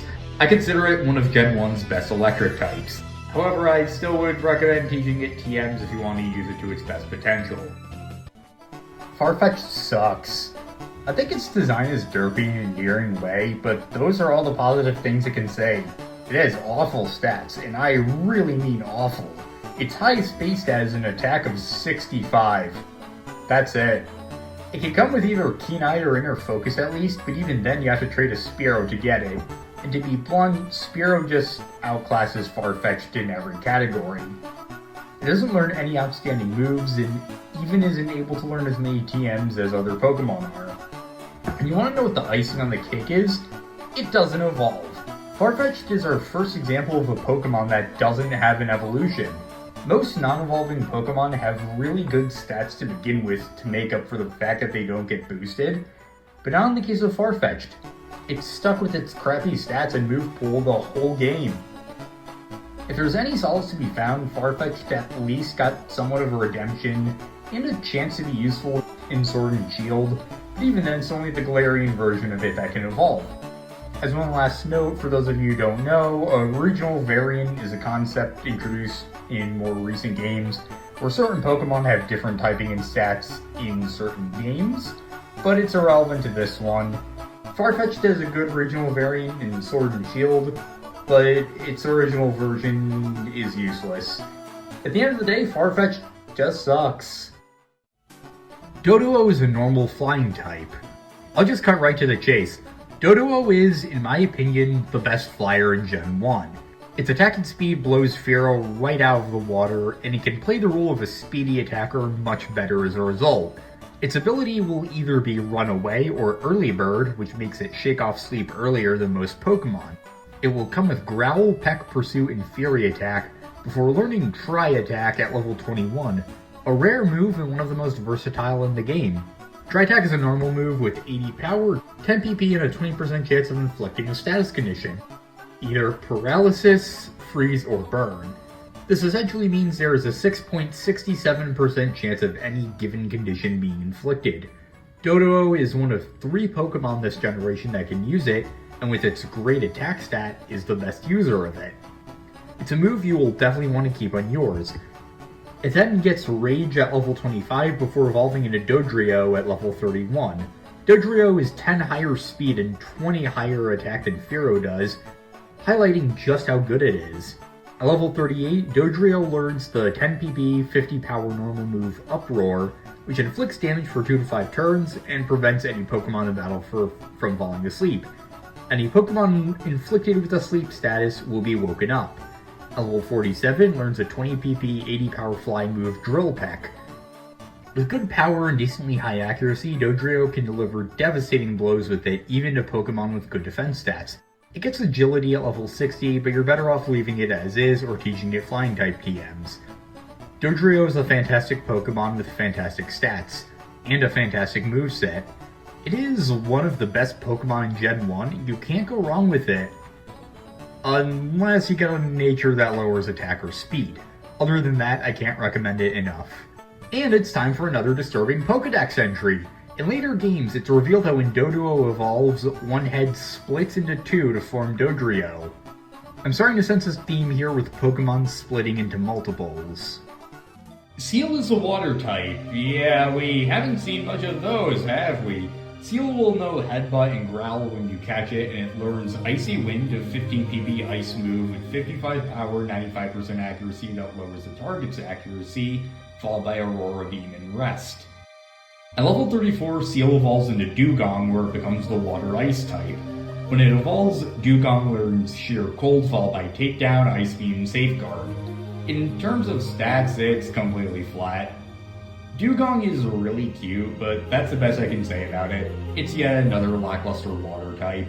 By this point, you probably have a better water type already since you're using Surf to get to the Seafoam Islands in the first place. And even if you don't, there are much better options out there. Dugong just doesn't bring anything new to the table and doesn't do anything that other Pokemon can't do better. To say at least something interesting about it, its Thick Fat ability causes a unique effect. Usually, Thick Fat doubles resistance to fire and ice moves. Seal has a quad resistance to fire, while Dugong only has a half resistance to fire because it's also the ice type. On the other hand, because water ice types already have a quad resistance to ice, Thick Fat has it again, making Dugong the first Pokemon to have an Octo resistance. It has an 8 times resistance to ice moves. Grimer is another pure poison type. Its ability will either be Sticky Hold, which prevents its held item from being stolen, or Stench. It isn't very useful in this case. It does have the effect of lowering encounter rates when Grimer's in the lead though. Grimer mainly learns Poison and normal moves. It gets Poison Gas, Disable, Sludge, Minimize, Screech, and Acid Armor. At level 38, Grimer evolves into Muck. Muck only learns Sludge Bomb at level 47 and Memento at level 61. Muck is a physical attacker and special tank, but with low speed. It can take special hits while also whittling away at the opponent's HP. I will say I don't like it as much as Weezing, but it's still a decent poison type, albeit not the best. Especially since a poison type just isn't great this generation. Shelter is, I know what you're thinking, another mediocre water type, yippee. Thankfully, Shelter isn't mediocre in the slightest. It's a FireRed exclusive with great defense even in its unevolved form. It can begin a strong role as a tank right off the bat. Shelter doesn't learn many water moves, instead opting to focus on ice moves. Given the rarity of ice moves and ice types in general, Shelter immediately stands out among the competition. At level 8, Shelter learns Icicle Spear, a 30 PP 10 power ice move that hits multiple times with increasing power and accuracy according to the table. At level 22, it gets Aurora Beam, an ice type move with 20 PP 65 power and a 10% chance of lowering the opponent's attack. Shelter also gets Protect at level 29 and Clamp at level 43, which is a 10 PP, 35 power, 75% accuracy water move that inflicts damage, and then traps the opponent for 2 to 5 turns, making them lose a 16th of their max HP after each turn. Shelter's final move is Ice Beam, which it learns at level 50. When given a Water Stone, Shelter evolves into Cloyster. Cloyster is a water ice type, and actually our first ice type. Ice types resist other ice types, and that's it. They're weak to fire, fighting, rock, and steel. On the other hand, ice moves are effective against grass, ground, flying, and dragon, while being ineffective against fire, water, ice, and steel. Cloyster specifically has a quad resistance to ice, and a normal resistance to water while being weak to electric, grass, fighting, and rock. Cloyster actually learns moves that Shelter cannot, but they're not great compared to its earlier stages moves. The first of 2 moves it learns is Spikes at level 36, a 20 PP ground move that sets up a trap that hurts Pokemon switching in. If used once, it takes away an 8th of the opponent's max HP, if used twice, it takes away a 6th, and if used 3 times, it takes away a quarter. Cloyster's final move is Spike Cannon, which it gets at level 43. Yeah, you're better off waiting to evolve it, there's no competition. Now, as I mentioned, Cloyster is a fantastic tank. It has the highest physical defense of any Gen 1 Pokemon. This, combined with it learning Ice-type moves that it gets stabbed from when it evolves, automatically place it in the upper tiers of water types. It has broken the curse of Gen 1 water Pokemon being subpar, and I can actually endorse it. Ghastly is a ghost poison type Pokemon and our first ghost type. Ghosts are among the rarer types, and in fact Ghastly's line is the only ghost type in Gen 1. Ghost is strong against Psychic and other ghost types, ineffective against Dark, and has no effect on Normal. Ghosts are immune to Normal and Fighting, making it the only type with 2 immunities, and resist Poison and Bug. However, Ghosts are weak to Dark and other ghost types. Ghastly in particular, things get a little more interesting. Its ability, Levitate, makes it immune to Ground-type moves, giving it 3 immunities in total.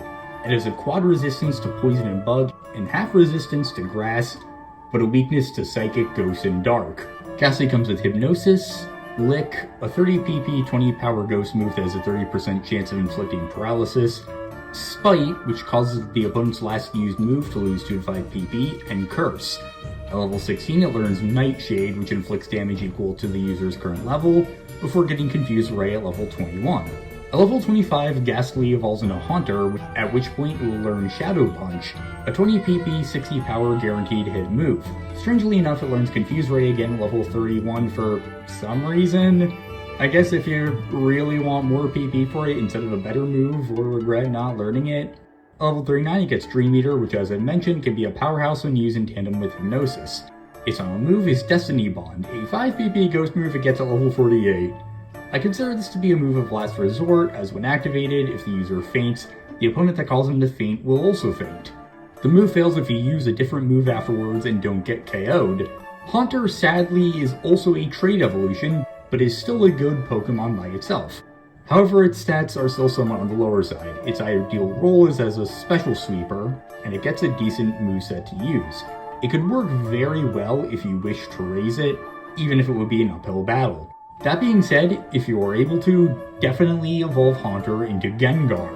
Gengar is a fantastic special attacker, having the third highest special attack stat in Gen 1, and is a great way to get a taste of what the ghost type is like. Gengar is a fan favorite for a very good reason, and it can be an invaluable member of any team. If only it were easily accessible. Onix was our first boss battle, and we can finally catch it for ourselves. It's a rock ground type with phenomenal defense, but unfortunately mediocre stats for everything else. Its ability will either be Rock Head or Sturdy, which nullifies one-hit KO moves like Fissure. Between the two, Rock Head is much better. Onix learns moves typical of rock and ground types, coming with Screech, Tackle, Bind, and Rock Throw. As it levels up, it gets Harden, Rage, Sandstorm, and Slam, before getting Iron Tail at level 45, a Steel-type move with 100 power, 75% accuracy, 15 PP, and a 30% chance of lowering the target's defense. After that, it gets Sand Tomb and Double Edge.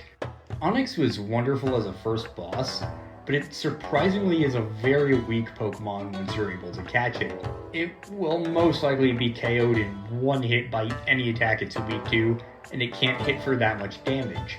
With over-reliance on one stat, as cool as its design is, it's next to useless. Onix would get a slight redemption later though, as it gets an evolution in Gen 2, which allows it to become a much better Pokemon. But in the base game, Onix just can't hold up its own in battle and is a very bad Pokemon. Steelix is a Gen 2 Steel Ground evolution of Onix obtainable by training it holding a metal coat, in an evolution that was very much needed. Being a Steel type, Steelix has a ton of resistances, taking only half initial damage from Normal, Flying, Psychic Bug, Dragon, Steel, and in this generation Dark and Ghost, while having a quad resistance to Rock. It also boasts immunity to Electric and to Poison as the cherry on top, but is weak to Fire, Water, Fighting, and Ground.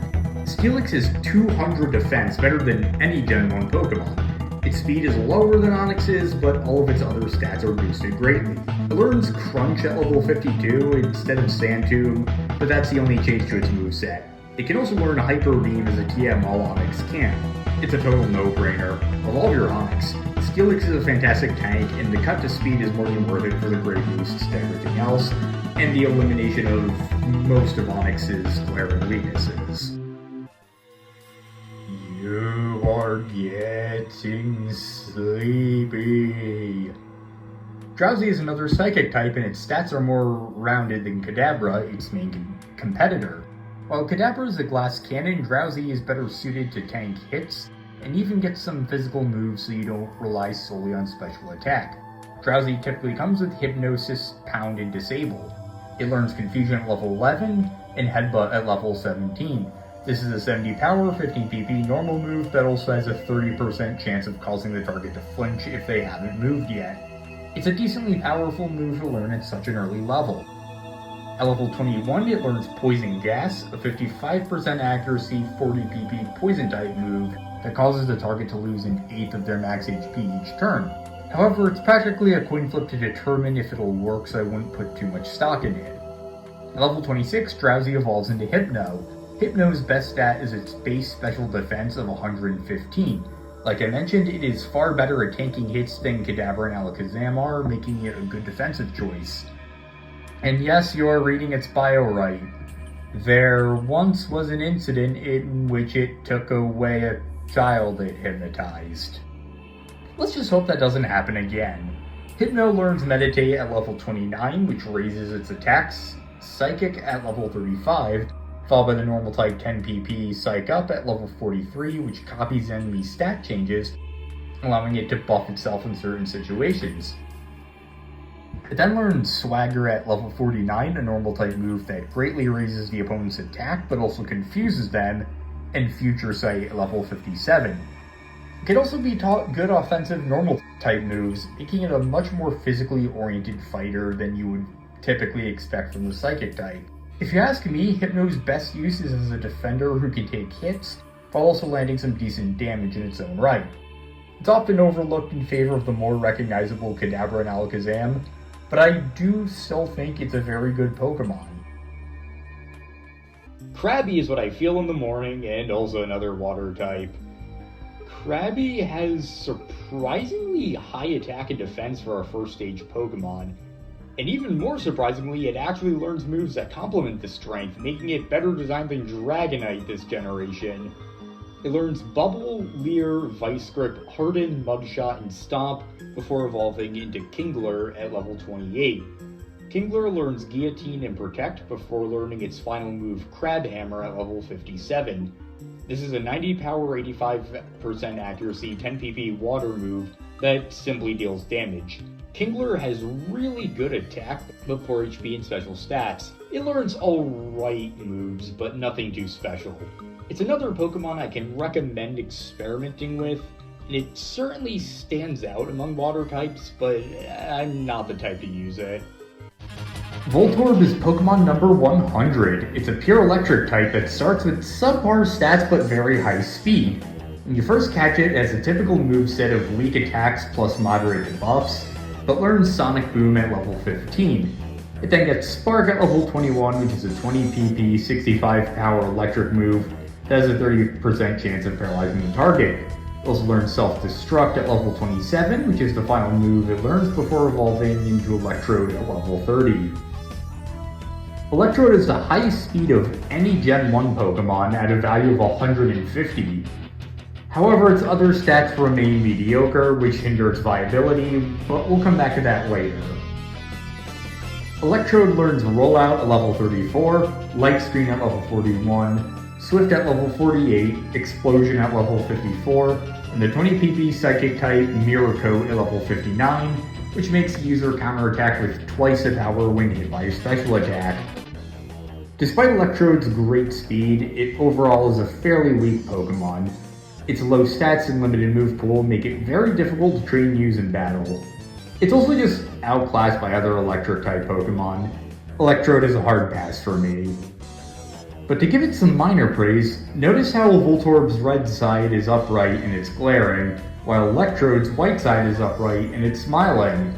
They're the positive and negative sides of the Electrode. Execute is a grass psychic type, a new typing. Execute resists water, electric, grass, fighting, ground, and psychic, but is weak to fire, ice, poison, flying, ghost, and dark. It also has a quad weakness to bug. Execute comes with Barrage, a 20 PP normal move unique to its evolutionary line that has 15 power and 85% accuracy, that hits multiple times for increasing power and decreasing accuracy each time in accordance with the table on the screen. It can also get Hypnosis, Uproar, Reflect, Leech Seed, Confusion, Stun Spore at level 25, Poison Powder at level 31, Sleep Powder at level 37, and Solar Beam at level 43, a 10 PP, 120 power grass move in which the user charges up an attack at the first turn before unleashing it on the second.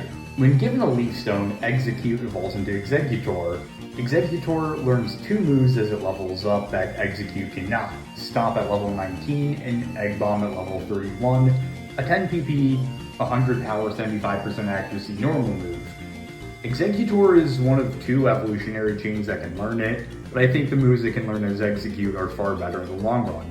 I would pass on Egg Bomb and instead wait for Execute to learn Solar Beam before you evolve it. Overall, Exeggutor is one of the best grass type this generation, with great special attack among the highest of Gen 1 and decent HP and attack. Its major weakness is its low speed, but its base stats are still really good. Cubone is a pure ground type Pokemon that learns many different moves exclusive to its evolutionary line only. This makes it one of a few rare Pokemon that have more than one signature move. At level 9, it learns Bone Club, a 20 PP, 65 power, 85% accuracy ground type move that has a 10% chance of causing the target to flinch if they haven't moved. It gets Headbutt at level 13, Leer at level 17, and Focus Energy at level 21 before getting Bone Meringue at level 25. This is its second signature move, a 10 PP, 50 power, 90% accuracy ground type move that hits twice, with both hits having the potential to be a critical hit. At level 28, Cubone evolves into Marowak. Marowak gets Rage at level 32, False Swipe at level 39, the 20 PP, 90 power ground type Thrash at level 39, which causes the user to attack for 2 or 3 turns, after which it will become confused. You can't switch out the user while it uses Thrash, and Sleep, Freeze, and Flinch will cause it to briefly stop using it, but it will resume once the conditions wear off. At level 53, Marowak learns its final signature move, Bone Rush. This is a ground type move with 10 PP, 25 power, and 80% accuracy. It hits 2 to 5 times with increasing odds and decreasing accuracy per hit, the odds of which are on screen. Its final move is Double Edge at level 61. Marowak's best stat is its defense. However, any wild Cubone or Marowak has a 5% chance of holding a thick club, which will double its attack. This means Marowak's base attack of 80 becomes 160. However, Marowak suffers from low speed, leaving it vulnerable. An ordinary Marowak can be a decent team member, but I personally wouldn't go for it. If you manage to find one with a thick club, I would recommend trying it out and seeing if it suits your playstyle. Hitmonlee is a fighting type with great attack, special defense, and speed. It learns a plethora of fighting moves and normal status moves that provide buffs. It learns Double Kick, Revenge, Meditate, Brick Break, Focus Energy, Mind Reader, Foresight, Endure, Mega Kick, and Reversal. There are 3 moves Hitmonlee learns that we haven't seen before. At level 11, it gets Rolling Kick, a 15 PP fighting move with 60 power, 85% accuracy, and a 30% chance of causing the target to flinch if they haven't moved. Level 16, it gets Jump Kick, a 25 PP fighting move with 70 power and 95% accuracy. This move deals damage normally, but if it misses, the user will take half the damage they would have inflicted. However, the user won't take damage if it's used against a Ghost type. For the last move Hitmonlee learns, it gets High Jump Kick at level 26, a 20 PP fighting move with 85 power, 90% accuracy. This functions the same as Jump Kick, where if it misses, the user takes half the damage they would have inflicted. Hitmonlee's ability Limber prevents it from getting paralyzed. Just look at its attack stat. I personally consider Hitmonlee to be Gen 1's best fighting type. It has a great move pool and its stats allow it to sweep foes while taking special hits. If you want a fighting type on your team, this is the one I'd recommend over pretty much all others.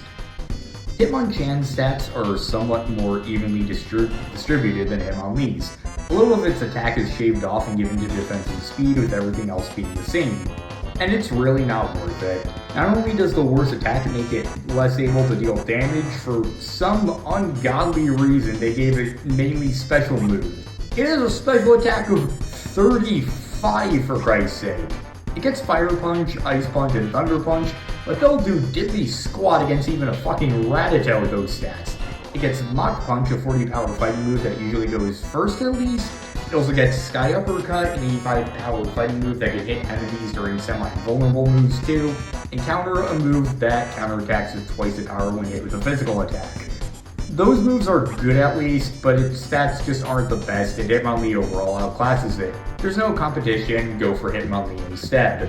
Also, for clarification, Sky Uppercut can only deal damage during the semi-vulnerable turns of Fly and Bounce. No other moves apply. Lickitung. They named this thing Lickitung. I'm sorry, but this is the stupidest Pokemon name of Gen 1.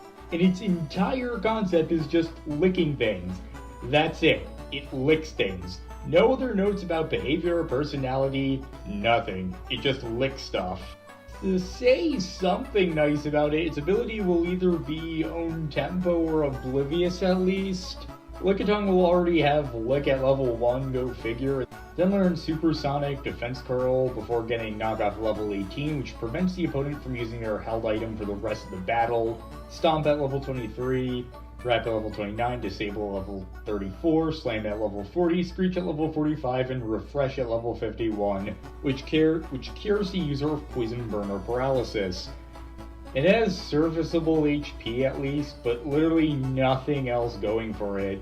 Bad stats, lackluster move pool, and it's just stupid. Lickitung serves no use other than the butt of a joke, and I have nothing constructive to say about it. Aw, look at the happy little ball of toxic fumes and smoke. Coughing is a poison type whose only weakness is psychic. It has a levitate ability, making it completely immune to ground types. Other than that, it has the standard weaknesses and immunities of the poison type. Coughing mainly learns poison moves as you'd expect. It gets Poison Gas, Smog, and Sludge, along with Self-Destruct, Smokescreen, and Haze. At level 35, Coughing evolves into Wheezing. Wheezing gets Explosion at level 44, Destiny Bond at level 51, and Memento at level 58, a Dark-type move that is guaranteed to hit, sharply lowering the enemy's attack stats, but causing the user to faint. In other words, Memento is garbage. Thankfully, Wheezing isn't. Weezing has great physical defense, letting it be a good tank, plus its poisoning moves can whittle away at the enemy's HP while tanking hits. In a lot of ways, it's the best that solo poison types have to offer. Rhyhorn is a ground rock Pokemon with good physical stats and HP, but low special stats and speed. Its ability will either be Lightning Rod or Rock Head. Between the two, Rock Head will be more useful. Rhyhorn can come with Horn Attack, Tail Whip, Stomp, Fury Attack, and Scary Face as known moves. It learns Rock Blast at level 29 and Horn Drill at level 38. At level 42, Rhyhorn evolves into Rhydon. Rhydon gets Takedown at level 46, Earthquake at level 58, and Megahorn at level 66. Rhydon is tied with Kingler, Machamp, and Flareon for the highest attack in Gen 1, and is easily the most viable of all of them. It completely outclasses Kingler and Flareon since it actually learns physical moves, but I only say it outclasses Machamp since it's still largely available. It also ranks among the most defensive Pokemon Gen 1 as well. Rhydon's main weakness is its subpar speed and quad weakness to water, but otherwise it's a solid choice. Chansey is one of, if not the rarest Pokemon in Gen 1, and has one of the lowest catch rates on top of that. Chansey's ability will either be Natural Cure, which heals all status conditions upon switching out, or Serene Grace, which doubles the chances of moves' secondary effects, namely stat changes and conditions. Chansey has good special defense, and below average special attack and speed, but its other stats are anything but ordinary. Chansey is the highest HP in Gen 1 with a value of 250, but also the worst attack and defense, not just Gen 1, but the entire series all the way through Gen 9, the current one. They both have a value of 5. Just 5. This is the only single-digit base stat we've seen so far. Chansey learns ordinary and normal attacking moves like Pound and Double Slap, but also status conditions like Refresh, Minimize, Sing, Defense Curl, and Light Screen. It can also get Egg Bomb and Double Edge, but they don't work well with its stats. Out of its moves, a special note is Soft Boiled, which it learns at level 13. This is a 10 PP normal move that recovers up to 50% of the user's max HP. This is a move unique to Chansey's evolutionary line and works wonders for its role as a special wall, especially if used alongside Refresh. It can also be used outside of battle to take 20% of the user's HP and give it to another team member. Given how skewed its stats are, Chansey works best as a special tank. Its absurd HP lets it tank almost any special move, stalling the enemy. The main drawback Chansey has is its low attack. It's actually better to not use stat moves at all, and instead opt to teach Chansey special type TM so it can counterattack. Chansey is a very unconventional Pokemon that requires special care and unorthodox strategies for it to work well. But if you can get it to work, it can be a powerful wall and special counterattacker. Also, like I mentioned, Chansey is one of the rarest Pokemon in the game.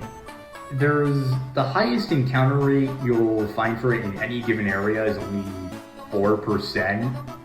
And also, Chansey has a 5% chance of holding a Lucky Egg, an item which greatly boosts CXP growth. So, it's very unlikely you'll ever get a Lucky Egg, I'm sorry. But if you can, it's very useful. Blissey is a Gen 2 evolution of Chansey that evolves with high friendship.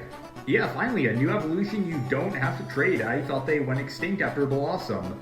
Blissey's special stats are greatly boosted, with its special attack going from 35 to 75, but its special defense going from 105 to 135, making it work even better as a special tank.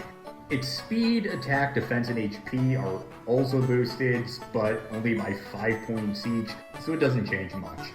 It still has 10 for its physical stats, but it now has 255 HP, which is the single highest stat value in the entire series.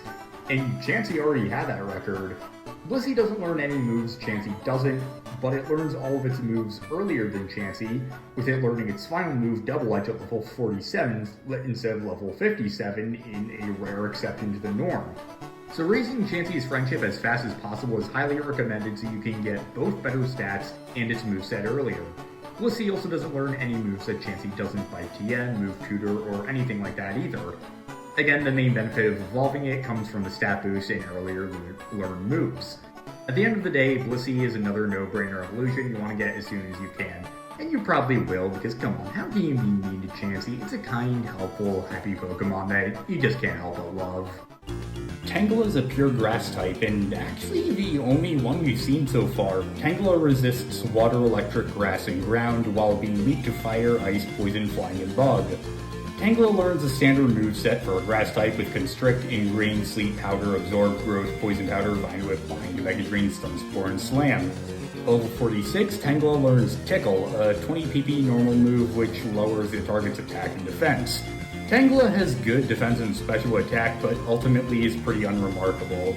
It's slow and can't take special hits very well either. Its moveset is better utilized by other grass types, and it's obtained so late in the game you just can't compete with whatever's already on your team. Hard pass. At least it's cute though. Kangaskhan is a normal type with great HP, attack, and speed, and the ability Early Bird, which makes it awaken early from sleep. Kangaskhan is a fighter and physical attacker, learning offensive normal type moves. It comes with a 15 PP, 18 power, 85% accuracy Comet Punch, another multiple hit move with lowering accuracy, the odds are on the screen. It also learns Fake Out, Mega Punch, Rage, Endure, and Dizzy Punch at level 43. This is a 10 PP, 70 power move with a 20% chance of confusing the target. It was actually the signature move of Kangaskhan until Gen 3. Its final move is Reversal, which it gets at level 49.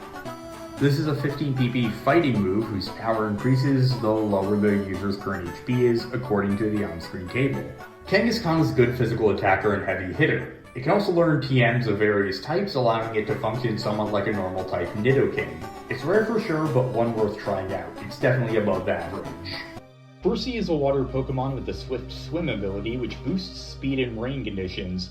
It's called the Dragon Pokemon as a reference to sea dragons, the kind of animal that's related to seahorses, which is a clever way of referencing it.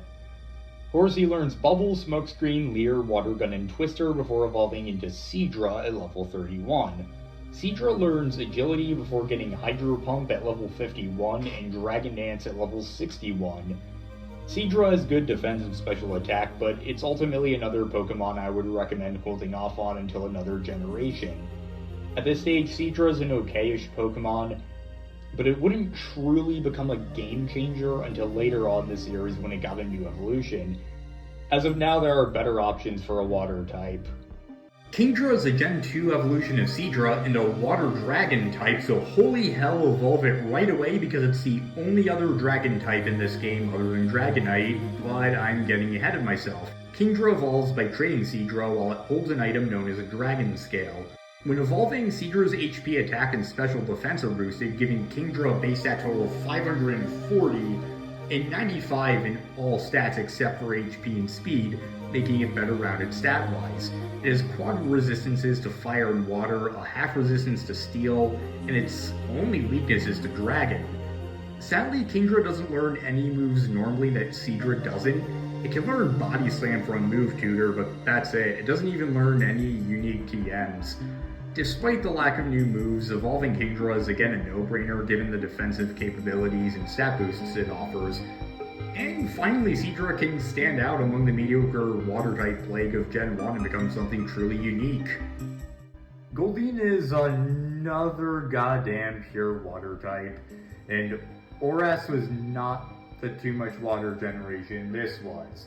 Gen 1 suffered from an overabundance of mediocre water types that only have alright stats at best and can't do anything that other Pokemon already do better. Goldeen is a shining example of this. It is our 22nd water type and has almost nothing interesting about it. It learns Horn Attack, Flail, and Fury Attack before evolving into Sea King at level 33. I always forget that Sea King exists. Its design is bland, it's just a fish, its stats are awful, and it has the same abilities and move pool as pretty much every other water type this generation. It learns only 2 unique moves in total. It gets Waterfall at level 41, which is a 15 PP water move with 80 power and a 20% chance to inflict flinch if the target hasn't moved. It then gets Horn Drill and Agility, and finally Mega Horn at level 69, haha. Mega Horn is a 10 PP bug move with 120 power and 85% accuracy, one of the few bug moves in the game, and actually a good one at that. Despite those moves, Sea King just has bad stats and weak moves other than those. They're just better water types to use, and I don't have anything else to say about it. It's unremarkable in every way. Staryu is a LeafGreen exclusive water type specializing in special attack and speed. Its ability will either be Natural Cure or Illuminate, which makes wild Pokemon more likely to appear when it's in the lead of your party. Staryu learns moves up until level 46, and you get Water Gun, Rapid Spin, Recover, Camouflage, Swift, Bubble Weave, Minimize, Light Screen, Cosmic Power, and Hydro Pump. Of all of those, Camouflage is one of the two we haven't seen or talked about. It's a strange move that temporarily changes the user's type based on the terrain the battle takes place in. If battling on sand, it becomes ground. In the cave or on rocks, it becomes, well, rock. On grass, it becomes, you guessed it, grass, and on water, and when battling inside or on other terrain, normal. The other move we haven't seen is Bubble Beam. This is a 20 pp water move with 65 power and a 10% chance of lowering the enemy's speed. When given a Water Stone, Staryu evolves into Starmie and gains a Psychic type. Starmie learns Confuse Ray at level 33, but no other moves. Starmie has good special attack and speed, but only alright stats for everything else. If you choose it, it's another Pokemon that benefits from TMs because of how few Water and Psychic moves it learns. Mr. Mime is a Psychic Pokemon that was later reclassified as Fairy type, so in these games it has the standard weaknesses of solo Psychic types. Mr. Mime does not evolve, but makes up for that with having the second best special defense this generation, and leveling up quicker than most Pokemon thanks to it being only obtainable via trade. Mr. Mime's soundproof ability makes it immune to any sound-based moves.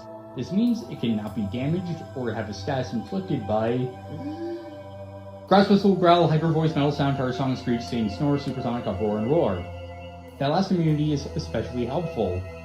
For moves, Mr. Mime always comes with Barrier, a 30 pp psychic move that sharply raises defense.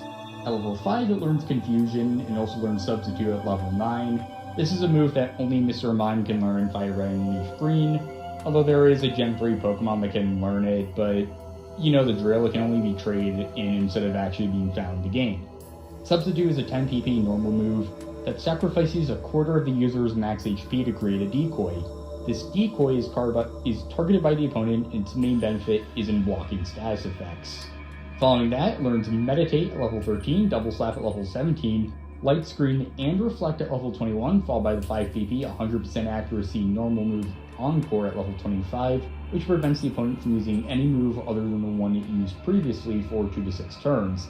It then learns Psybeam at level 29, the 10 pp normal move Recycle at level 33, which restores a used held item, Trick at level 36, Roleplay at level 40, Psychic at level 43, and the 40 pp normal move Baton Pass at level 47, which allows the user to switch out with another Pokemon while keeping all stats changes the user currently has, including buffs and debuffs. If you play smart, Baton Pass can be one of the most useful moves in the game, allowing you to give beneficial stat boosts to sweeper Pokemon, including enemies they might not otherwise be strong against. The final move Mr. Mime learns is Safeguard at level 50. This is a 25 pp normal move that blocks the user and other Pokemon in the party from status conditions and confusion for 5 turns, unless the Pokemon makes contact with an enemy that has an ability such as Static, which inflicts an effect upon contact. To summarize, Mr. Mime is an excellent choice for a Psychic type on your team, and is more defensive than Kadabra. I will say I'm not a huge fan of its design though. Also, it is possible for Mr. Mime to be female. Remember when I said Nob Ogasawara mentioned adding gender to Pokemon would make things awkward for certain Pokemon? Well, I was incorrect about the order in which things happened. Instead, he wasn't a fan of Mr. Mime's English name, since he realized if gender were ever to be introduced, it would make the name obsolete. Which it did. They probably should have just gone with Barrier, which is its Japanese name. Ultimately, Nob was really ahead of the time and thought about the series' future even before it became the multimedia giant it has today, so he deserves a lot of credit for that. Scyther is here to restore the bug type's reputation. Scyther is a FireRed exclusive bug flying type, giving it quad immunities to grass and fighting, half immunity to bug, and complete immunity to ground. However, has a 2x weakness to fire, electric, ice, and flying, and a quad weakness to rock. Scyther is a great sweeper with high speed and attack, rivaling even those of Dodrio.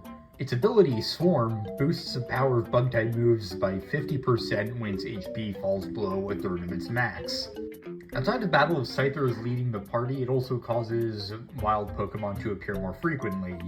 Scyther mainly learns offensive moves, getting False Swipe level 16, a 40 PP, 40 power normal move that will leave the enemy with 1 HP, making it useful for catching Pokemon. It then gets Wing Attack at level 26 and Slash at level 31. At level 36, it learns Swords Dance, a 30 PP normal move that strongly boosts attack. At level 41, Scyther gets Double Team, which raises evasiveness, before finally getting Fury Cutter at level 46, a 20 PP, 95% accuracy Bug-type move that hits for 10 power damage at first, but doubles in power for each consecutive use, dealing 20, 40, 80, and finally 160 damage on the 5th turn in a row. The counter is reset if it misses or you use an item. If you keep on using it, the 160 damage stays consistent until interrupted. Scyther is a great Pokemon and stands out not only because it's the first bug type we've seen that's viable for the endgame, but also because it has great stats. Admittedly, it doesn't learn the best moves this generation, which can be a weakness, but I would at least recommend using it for a while to see how you like it, and if you'd want to bring it with you to the Elite Four. Scizor is a Gen 2 Bug Steel evolution of Scyther, obtainable by trading it holding a metal coat. Scizor cuts Scyther's speed and boosts its physical stats. Scizor has a ton of resistances, with double resistances to normal, ice, psychic, bug, dragon, steel, with double resistances to normal, ice, psychic, bug, dragon, steel, dark, and ghost, and a quad resistance to grass, and immunity to poison. It only has one weakness, but it's a quad weakness to fire. For moves, Scizor learns Metal Claw at level 26 instead of Wing Attack, and Iron Defense at level 41 instead of Double Team, which is a 15 PP steel move that greatly boosts defense.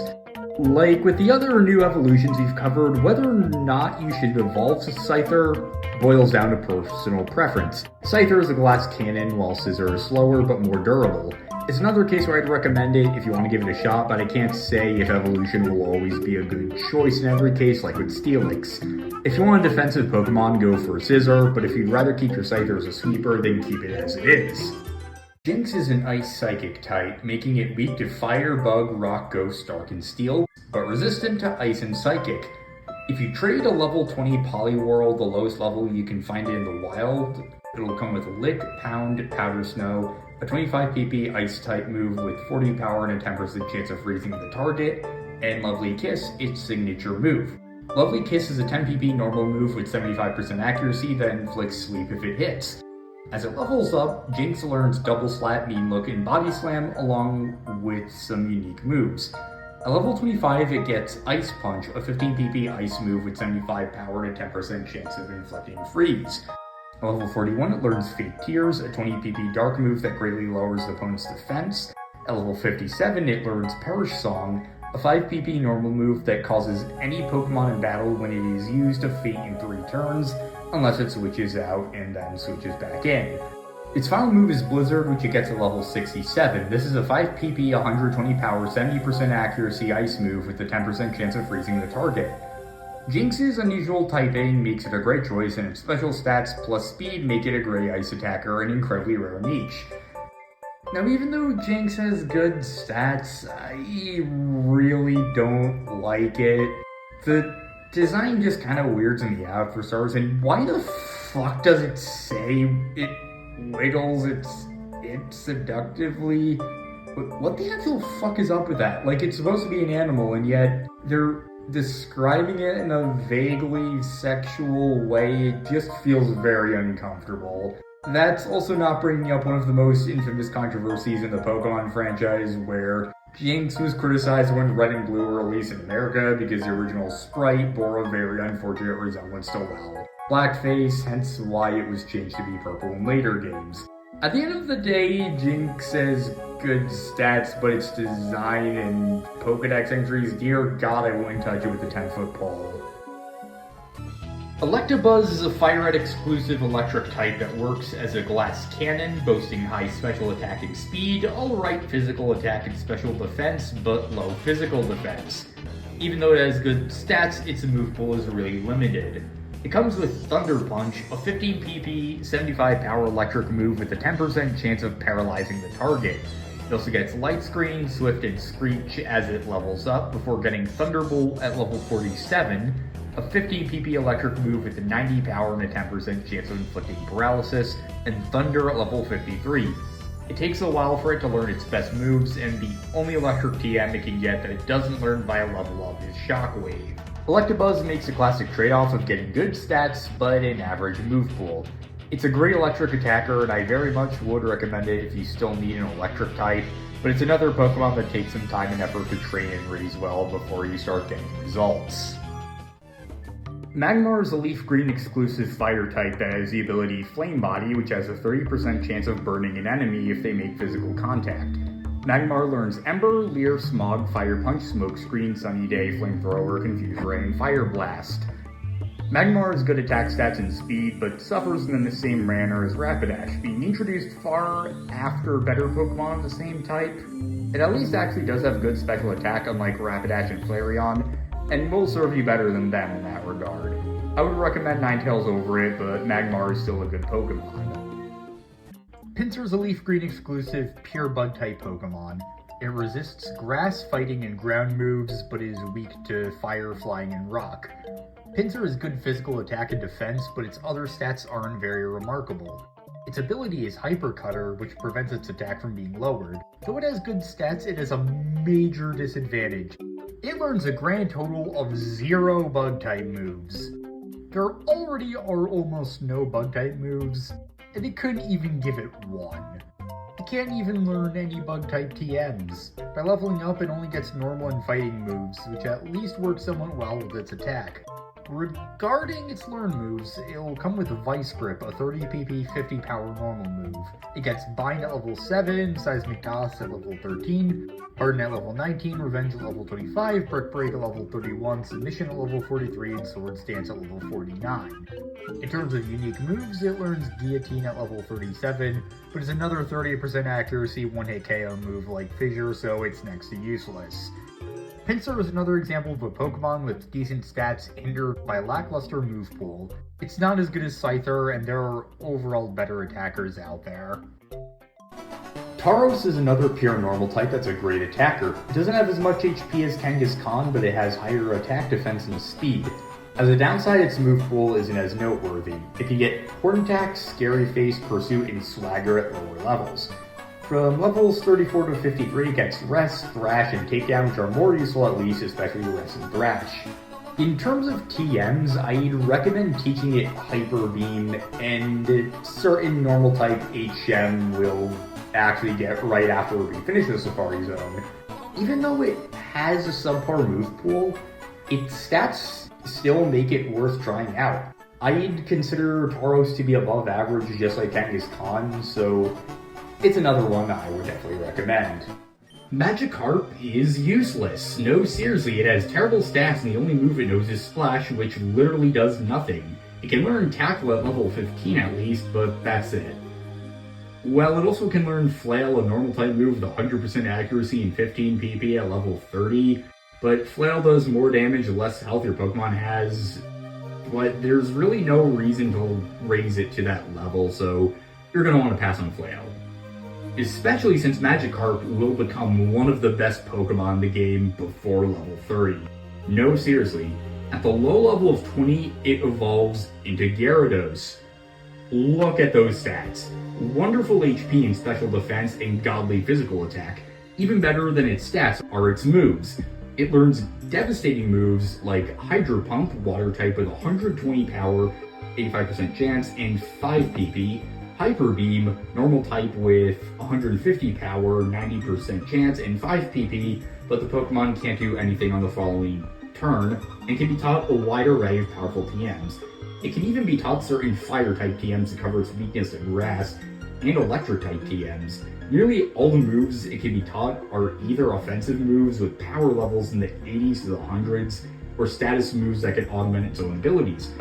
It even learns Rain Dance, which boosts Water-type moves and hinders Fire-type moves at level 45, and Dragon Dance, which raises attack and speed and can be used up to 6 times at level 50.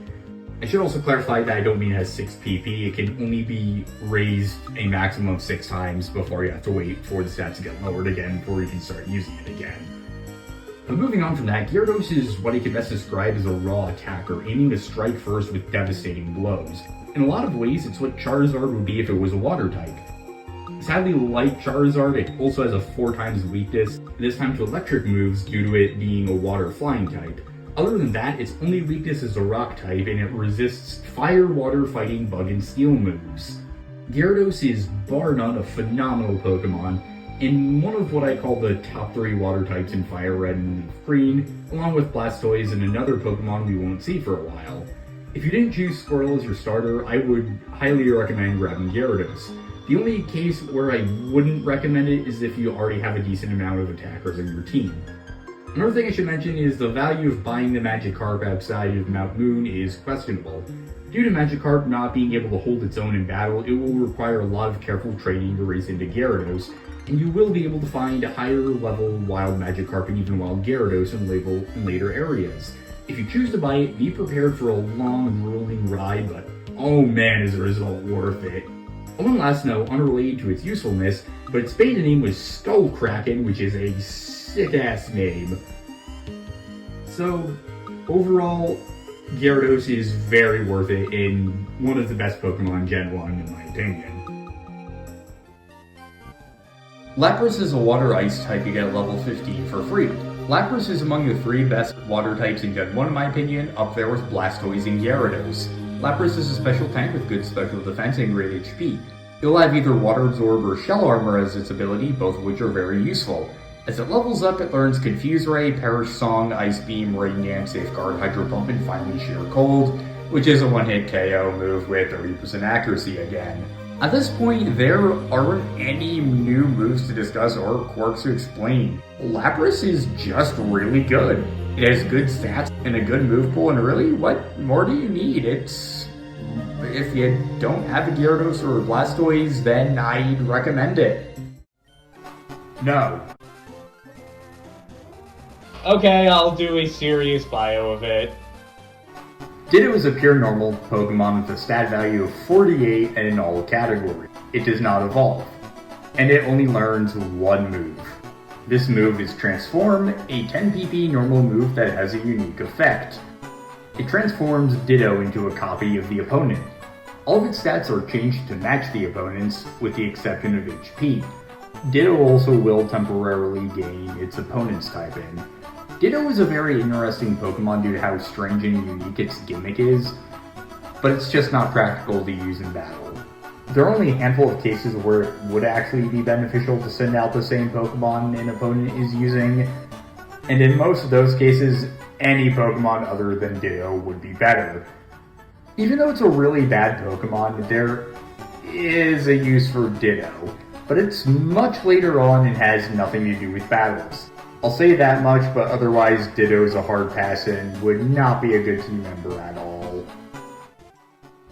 Eevee is the strangest Pokemon we've encountered so far. Unlike other Pokemon, Eevee does not have a single evolutionary chain. In fact, there are 3 different possible evolutions Eevee can undergo, and you are free to choose which one you want.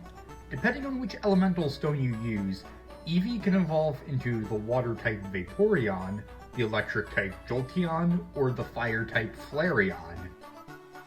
Each evolution, or evolution, as they're often referred to in the Pokemon fanbase, will have one stat value of 130, a second highest stat value of 110, a third highest value of 95, 2 stat values of 65, and a weakest value of 60.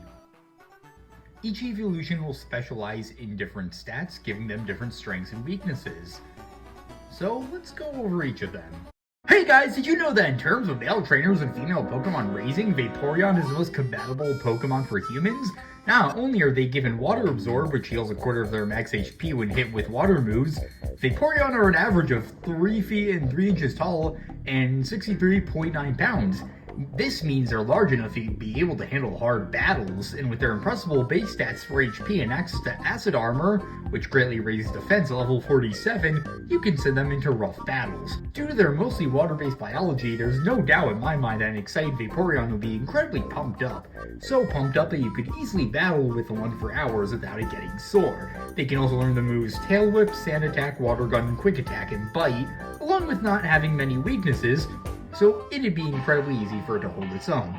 With its ability Water Absorb, it can easily recover from fatigue with enough water. No other Pokemon come close to its unique abilities. Also, fun fact, it can learn Ice-type moves. The first to set Ice-type moves is Aurora Beam, which has 65 power, 20 PP, and a 10% chance of learning attack. Ice moves are incredibly rare, giving Vaporeon an advantage for having it. Haze is 30 PP and resets all stat changes. You can probably pass on Haze, but I would keep Aurora Beam. Vaporeon is a very good Pokemon that functions mainly as a tank with good defense and great HP. I consider it to be my second choice evolution after Jolteon, but I do understand why a lot of people have it as their number one pick instead. Jolteon is Eevee's electric-type evolution, obtainable by giving Eevee a Thunderstone. Jolteon's ability, Volt Absorb, causes a quarter of its max HP to be healed when hit with an electric move, except for Thunder Wave, at least in this generation. Jolteon has great special stats and fantastic speed, being the fastest electric Pokemon this generation. However, it faces a hurdle regarding its moves. It only learns 3 electric moves by leveling up. Thunder Shock at level 16, Thunder Wave at level 42, and Thunder at level 52, which has 10 PP, 120 power, and a 30% chance of inflicting paralysis, with only 70% accuracy. Jolteon can learn some more moves with TMs, so you can give it strong special attacks to complement its stats. Jolteon is widely considered Gen 1's best electric Pokemon, and its speed and special attack are largely the reason. I personally consider it to be the best of the evolutions in this game as well. I would choose to evolve your Eevee into it.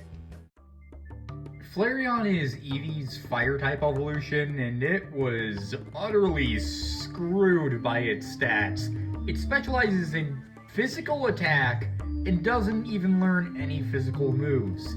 Actually, scratch that. It learns 3. Tackle, Quick Attack, and Smog. Smog is a poison type with 20 power and 70 accuracy. On the bright side, at least has a 40% chance of poisoning the target. Flareon at least does learn some fire moves and its special attack is good, but it has absolutely terrible defense and speed, leaving it wide open to getting KO'd before it can even land a hit. Flareon is just the worst of the evolutions, and I really can't recommend it. Espeon is a new evolution. It's a psychic-type evolution of Eevee. Like with all other evolutions, it has a base stat value of 525. Espeon specializes in special attack, this being its 130 value stat. Its 110 value stat is speed, while its 95 value stat is special defense. Its HP and physical stats are the lowest. Like with the other evolutions, it begins learning moves at level 16, so you want to evolve it as soon as possible. It gets Confusion, Quick Attack, Swift, Psybeam, Psych Up, Psychic, and finally Morning Sun at level 52. A move that restores a different amount of HP depending on the weather. In normal conditions, it restores half of your total HP, but during harsh sunlight, it restores 2/3 total, and it restores a quarter of your total HP in any other condition. Now, how exactly do you evolve Espeon? Well, you can't. At least not in this game. Espeon can only evolve during the day. Now you're probably wondering, what do you mean during the day? Do I have to evolve it while playing during the day? Here's the thing. In Pokemon Gold and Silver and Pokemon Ruby and Sapphire, there is actually a day-night system where the encounter rates of Pokemon change depending on if you're playing at day or night. The day-night system was not included in FireRed and LeafGreen, since there was no day-night system in Red and Blue. So to evolve Espeon, you have to reach 220 Friendship and then level up while playing during the day. So you need to trade it to Pokemon Ruby, Sapphire, or Emerald and level it up in one of those games and then trade it back to FireRed or LeafGreen. In other words, it's very unlikely you'll ever be able to get your hands on Espeon now, but if you can, it's a great special attacker and I would highly recommend it. Umbreon is another new evolution and our first Dark-type Pokemon. We've seen quite a few Dark-type moves before, but not any actual Dark types. The Dark type was introduced in Generation 2 along with the Steel type, but no prior Pokemon were retyped like Magnemite was. The Dark type resists Ghost and Dark while being immune to Psychic, and is weak to Fighting and Bug. Dark moves are super effective against Psychic and Ghost, while being ineffective against Fighting and other Dark types. It also is ineffective against the Steel type, although, like I mentioned, Steel would lose at Resistance. Umbreon is an alternate counterpart to Espeon, evolving when you reach 220 Friendship, but at night instead of day. Again, you'll have to trade it to Ruby, Sapphire, or Emerald to evolve it. Umbreon specializes in Special Defense, with that being its 130 value stat. Its 110 value stat is Defense, and its 95 value stat is HP. It's weak offensively and has low speed. It's the first evolution that functions as a tank rather than an attacker, and actually the only evolution so far to not have a defense of 60. Again, Umbreon begins to learn moves at level 16, so you want to evolve your Eevee at an earlier level. It gets Pursuit, Quick Attack, Confuse Ray, Feint Attack, and Mean Look, Screech, and Moonlight. Umbreon works best as a status inflictor and a psychic counter. It can learn Protect, Shadow Ball, and Toxic from TMs and Substitute from Move Tutor. With these moves, they can stall the enemy and whittle away at their resilience. If you can trade, I would recommend evolving Umbreon and seeing if it suits your playstyle, especially against stronger trainers, since I think it works best against them being more defense-oriented. And for a fun fact, in betas of Gen 2, Umbreon was actually planned to be a poison type rather than a dark type. Its Pokédex entries mention toxic sweat and glowing rings on its body, which are patterns that appear on many real-world venomous animals. It's a cool stayover from development. Porygon is a normal-type Pokemon with some of the most interesting lore in the series around it. It is described in the Pokédex as an artificial Pokemon, being created by scientists as a digital being or a computer being that can enter cyberspace. Its ability is Trace, which copies an enemy's ability upon entering battle. Porygon always comes with the move Conversion, a move exclusive to it. Conversion changes Porygon's type to the type of one of its moves randomly. The only type it cannot turn into is a !!!!! type for obvious reasons.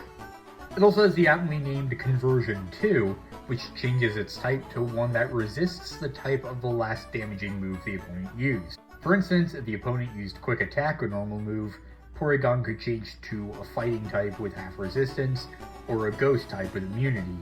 It also learns Tackle, Agility, Psybeam, and Recover up until level 20.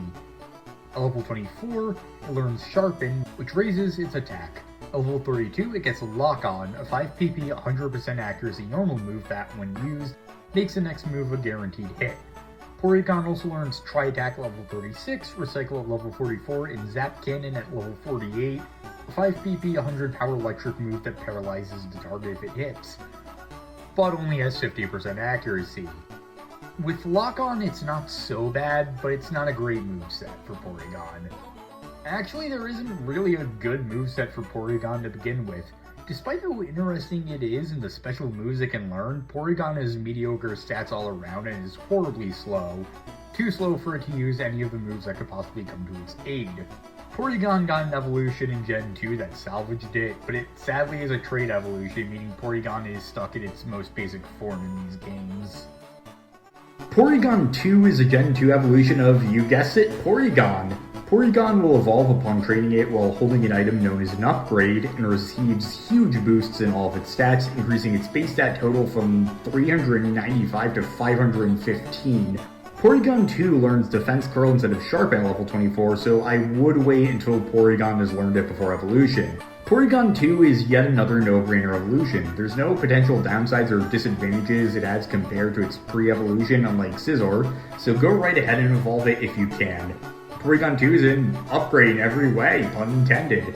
Plus, it's the only Pokemon ever released that has a number in its name, which is really cool. I like unconventional naming schemes like that. To begin the next two bios, both Pokemon you can get are Rock-Water types, a very unusual combination. These are also the only Pokemon with this typing in this generation, and you can only choose one. Both have a 4 times resistance to Fire, and a 2 times resistance to Normal, Ice, Poison, and Flying, while having 2 times weaknesses to Electric, Fighting, and Ground, and a 4 times weakness to Grass. Let's begin with Omanite, the first of the two, which you can get by choosing the Helix fossil. Omanite is a tanky Pokemon with high defense and special attack, and is more focused on defense than its domed counterpart. It has a base defense of 100, which it shares with Blastoise and Geodude. If you're lucky, it can also have Shell Armor as its ability, which blocks critical hits. For moves, it learns Bite at level 13 and Water Gun at level 19, which has 40 attack power and is, well, water type. Following this, it learns Mud Shot at level 25. This is a ground type move with 55 power and 95% accuracy that can lower the opponent's speed. At level 31, it learns Leer, and at level 37, it learns Protect. At level 40, it evolves from this cute little thing into a nightmare that looks like it'll latch onto your face, pierce your skull, and suck your brains out. Talk about a glow down. I'm not sure if that's even a word, but it's applicable. As Omastar, it receives a huge boost in its less than optimal HP attack and special defense, but its speed remains pretty low. Its specialties of defense and special attack are also buffed and continue to serve it well. You want to make sure to not prevent Omanite from evolving at its normal rate, because Omastar will learn Spike Cannon at level 40, and once you miss it, you can't get it. I want to emphasize this because there is only one other Pokemon found in the game that can use Spike Cannon. There are certain Pokemon from later generations that can be traded into this game much later on that can also use Spike Cannon, but Omastar is one of the only two Pokemon that can be found normally with the move. Spike Cannon is a 15 PP normal type, multiple turn move with 20 power and 100% accuracy at first, with modifications in consecutive turns displayed on screen. Overall, Omastar is an interesting Pokemon that has a unique niche that can't be found anywhere else in the game, but there's a huge disadvantage. Remember when I said you can't actually get it until much later on? Being as vague as possible, you cannot obtain Omastar until around the 7th gym. Oh, and even better, guess what level it'll be when you finally get it? 5. You get a level 5 Pokemon around the 7th gym that evolves at level 40. Raising Omastar requires a ton of effort to make it useful, and it's a damn shame. It's one of the most unusual Pokemon in FireRed and LeafGreen, overlapping two types that aren't overlapped anywhere else in the game. It's completely impractical. Because of how absurdly difficult it is to get Omanite and how long you have to wait, and the sheer amount of grinding you'll need to do once you get it, I'd have to recommend passing on it for this generation like Zubat. And once again, it's not even its own fault. Let's see if its brother fares any better.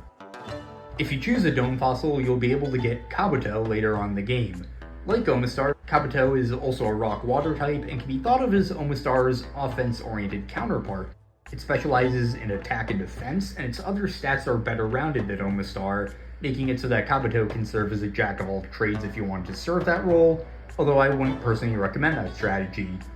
In another parallel to Omastar, it will come with either the ability Swift Swim that boosts speed in rain conditions, or the much more useful Battle Armor, which also blocks critical hits. It's just Shell Armor with a different name. Now, those are Kabuto's basic strengths. Let's move on to its glaring weakness. It learns only one Rock-type move at level 55 unevolved and level 65 evolved, and no Water-type moves. And you also get a level 5 around the 7th gym, so there's no same type attack bonus for a ridiculously long time. Instead, it learns normal, ground, and grass-type moves of all things. I get normal and ground, but grass? This is a water rock Pokemon, for Christ's sake. Don't ask me what they were thinking when they decided its moveset, because I have no clue.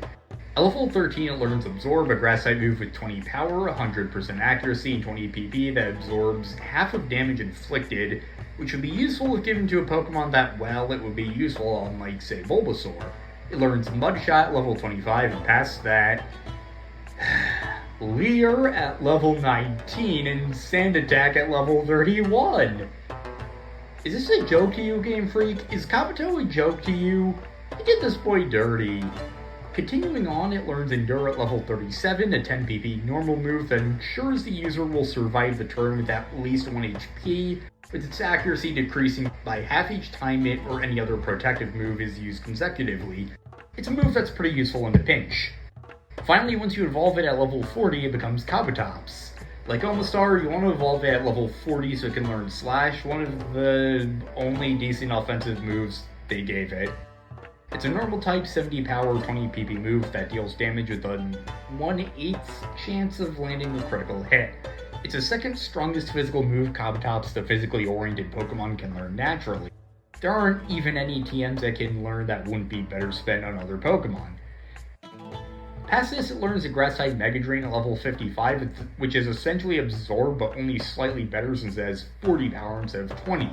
At level 65, it finally learns Ancient Power, a Rock-type move with 60 power and 5 PP that has a chance of raising all stats but HP.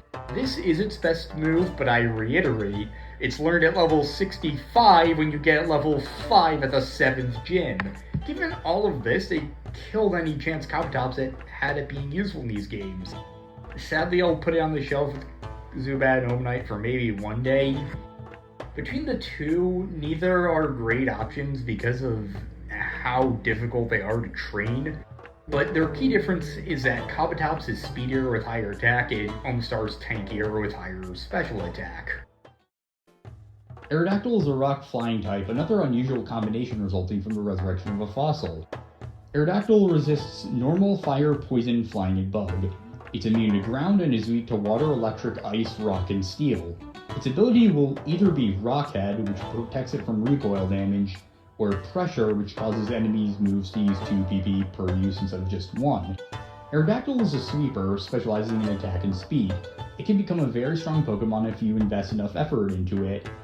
However, doing that is easier said than done. The reason?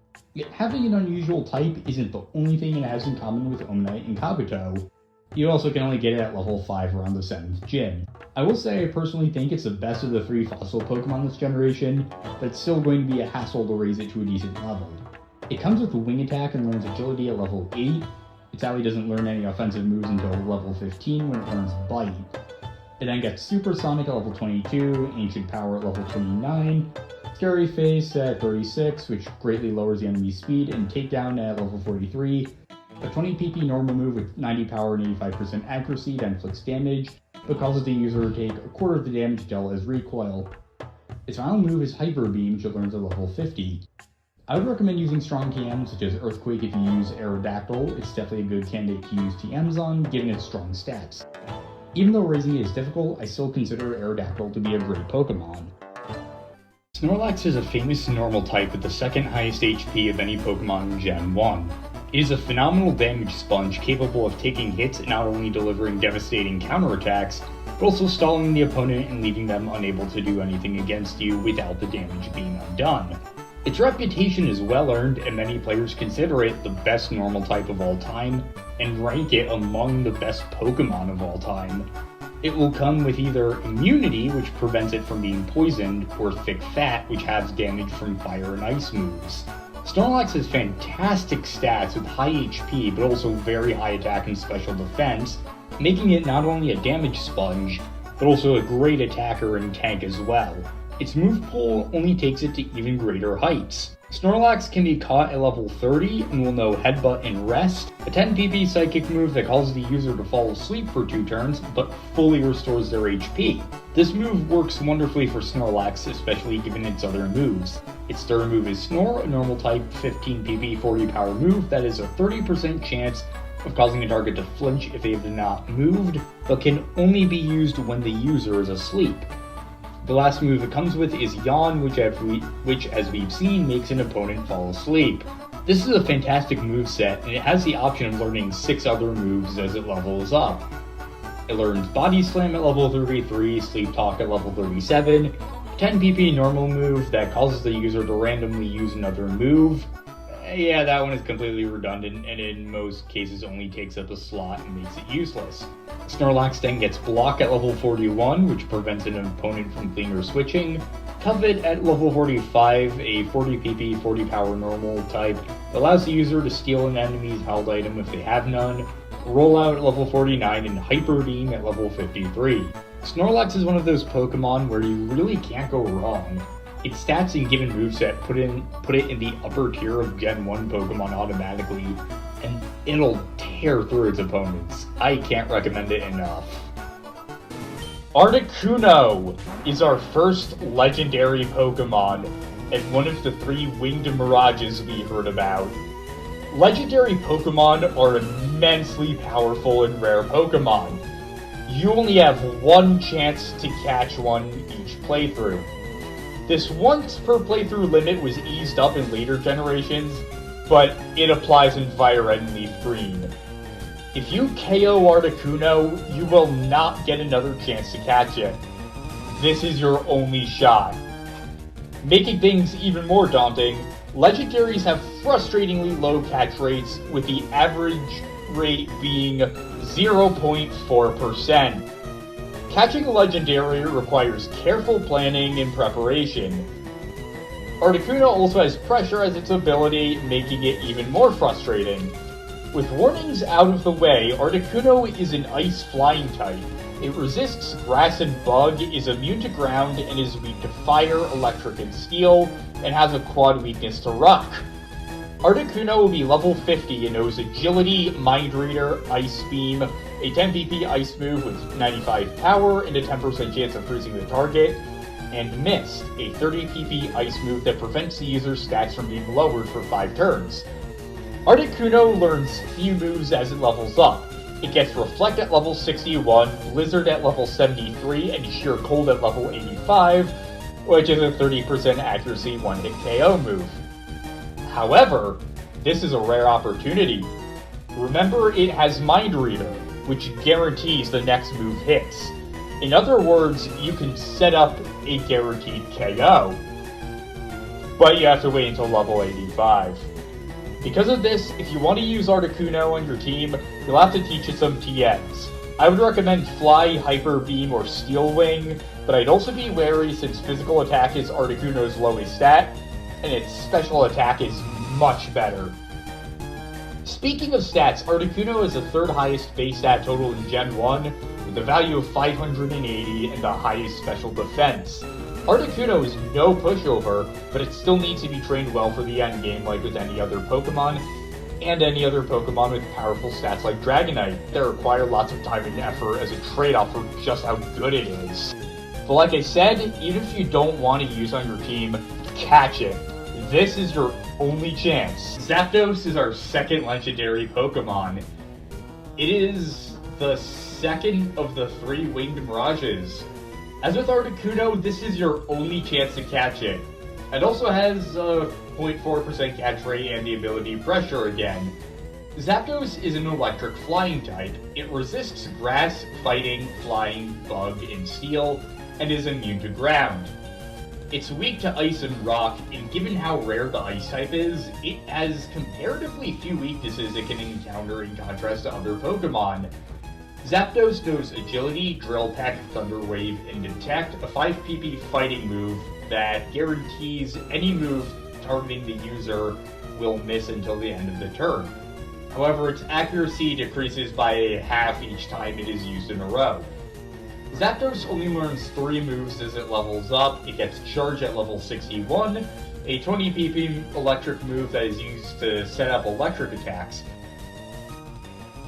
If the next used move is electric, it will deal twice the usual amount of damage. It gets Light Screen at level 73 and Thunder at level 85. It can learn the TM's Thunderbolt and Shockwave, which I would recommend for it. When it comes to stats, Zapdos also has a base stat total of 580. While Articuno specializes in special defense, Zapdos specializes in special attack, having a value of 125 in that category.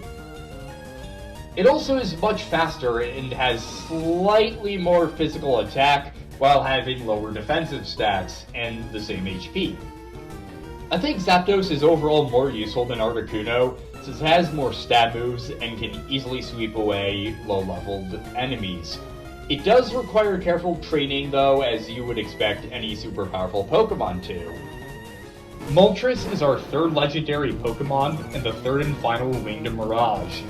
As with Articuno and Zapdos, this is your only chance to catch it.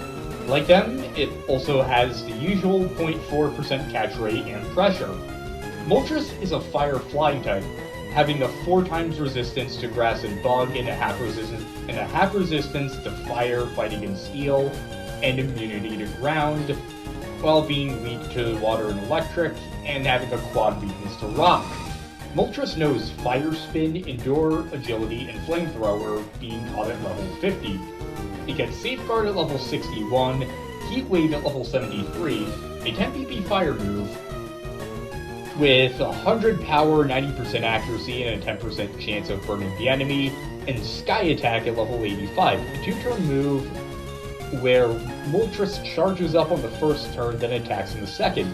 It's a 5 PP flying move with 140 power, 90% accuracy, a 30% chance of causing flinch, and a boosted critical hit rate of 1/8 instead of 1/24. Or you can just go by its gold and silver description of first turn prepare, second turn attack. Moltres has a base stat total of 580 like the other legendary birds, with its highest stat being special attack. It has a value of 125, the exact same as Zapdos's. It also has the highest attack among the legendary birds, while its defense and speed are between the other two, and it has the lowest special defense with Articuno, and it has the lowest special defense. Articuno is a defensive bird, Zapdos is the offensive bird, and Moltres is in the middle. Moltres is a Pokemon I would recommend if you're looking for a fire type and didn't catch one yet. Mainly because, well, Rapidash and Magmar don't hold a candle to it. Even if you're not looking for a fire type, a legendary Pokemon would still help a lot with its great stats. Though, of course, it still requires a lot of training for it to reach its full potential. Dratini is our first Dragon-type Pokemon. The Dragon-type is, bar none, my favorite type. Why? Because they're dragons. What more of a reason could you need? But in all seriousness, Dragon types are incredibly rare and are renowned for having godlike stats across the board, ranking along the strongest Pokemon of each and every generation. They are a force to be reckoned with. Dragon moves are strong against other Dragon types and are ineffective against Steel. Dragon resists Fire, Water, Grass, and Electric, the main elements most players use. However, their weakness, in addition to other dragons, is Ice. So they aren't invincible. Ice is pretty much their Achilles heel. With all that about the Dragon type out of the way, let's move on to our first example. Dratini is a Pokemon that is very difficult to raise, due to it learning moves sparsely and evolving much later than other Pokemon typically do. It comes with a Leer and Wrap, gets Thunder Wave at level 8, and its fourth move at level 15 when it gets Twister, a 20 PP, 40 power Dragon type move that has a 30% chance of causing an enemy to flinch if they haven't moved yet. Level 22 it gets Dragon Rage, a 10 PP move of a type that you'll never guess that always inflicts 40 points of damage before learning Slam at level 29. At level 31, Dratini evolves into Dragonair, and everything I said about Dratini being difficult to raise is doubly true for it now. It will not evolve until level 55, the latest level-based evolution thus far, and it only learns 2 moves until then, those 2 being Agility and Safeguard. This is a general trend for Dragon types. They are almost guaranteed to be phenomenal Pokemon, but it often takes tremendous effort to train them, and sometimes they can be downright impractical because of it. If you take the time to train it, Dragonair will finally evolve into Dragonite at level 55. Dragonite learns Wing Attack at level 55 and then Outrage at level 61, a 15 PP 90 power Dragon type move that causes the user to attack for 2 to 3 turns before becoming confused. The user cannot be switched out during those turns, and if sleep, freezing, or flinch is inflicted, the attacker will stop attacking for the turns they are affected for before continuing Outrage. Its last attack is Hyper Beam, which it gets at level 75. Dragonite has the highest physical attack in Gen 1 and otherwise has great stats across the board, with the exception of speed where it lags behind. Dragonite is what is referred to in the Pokemon community as a pseudo-legendary Pokemon. There's no absolute rock-solid definition of what a pseudo-legendary Pokemon is since it's not an official in-game term, but typically a pseudo-legendary Pokemon is one whose base stats add up to 600 in their final form, has 3 evolutionary stages, and needs 1,250,000 EXP to reach level 100. However, the last one regarding the EXP is not often used as a standard anymore, but the first 2 still are. As of 2023, there are only 10 Pokemon that are universally agreed to be pseudo-legendary. Dragonite was the first of them. I want to mention this to emphasize just how important Dragonite is to the Pokemon series as a whole, and just how powerful it is. and to emphasize just how badly they screwed it over in Fire and LeafGreen. I described Pokemon like Zubat and Kabutops along the lines of they could theoretically become good Pokemon if they were given better move pools in later games, but Dragonite straight up is a fantastic Pokemon that was completely defanged. So far, nothing I've said sounds like it dooms Dragonite, but remember, in this generation, each type was exclusively physical or special. Even though Dragonite has great physical attack, it doesn't learn that many good physical moves. Most of its attacks would later be reclassified as physical, but in FireRed and LeafGreen, it has the same problem that Flareon does. That's on top of the huge amount of effort it takes to raise it, which in other games would almost absolutely be worth it, but due to the physical special split, Dragonite becomes a sunk cost. It pains me to say it, but I can't recommend it. But only in these games. In any other game after FireRed and LeafGreen, I would almost always recommend Dragonite. Mewtwo, the offspring of Mew created by the scientists on Cinnabar Island, and the Pokemon that burned down the Pokemon Mansion to escape their cruelty. Mewtwo is our 4th legendary Pokemon, and once again, this is your only chance to catch it. And dear lord, you want to catch it. Mewtwo is a base stat total of 680, the highest from Gens 1 to 3. It will be encountered at level 70, the highest of any wild Pokemon we've seen. It comes with Psychic, Swift, Recover, and Safeguard, though it can be taught Confusion, Disable, Barrier, and Mist with the Move Relearner.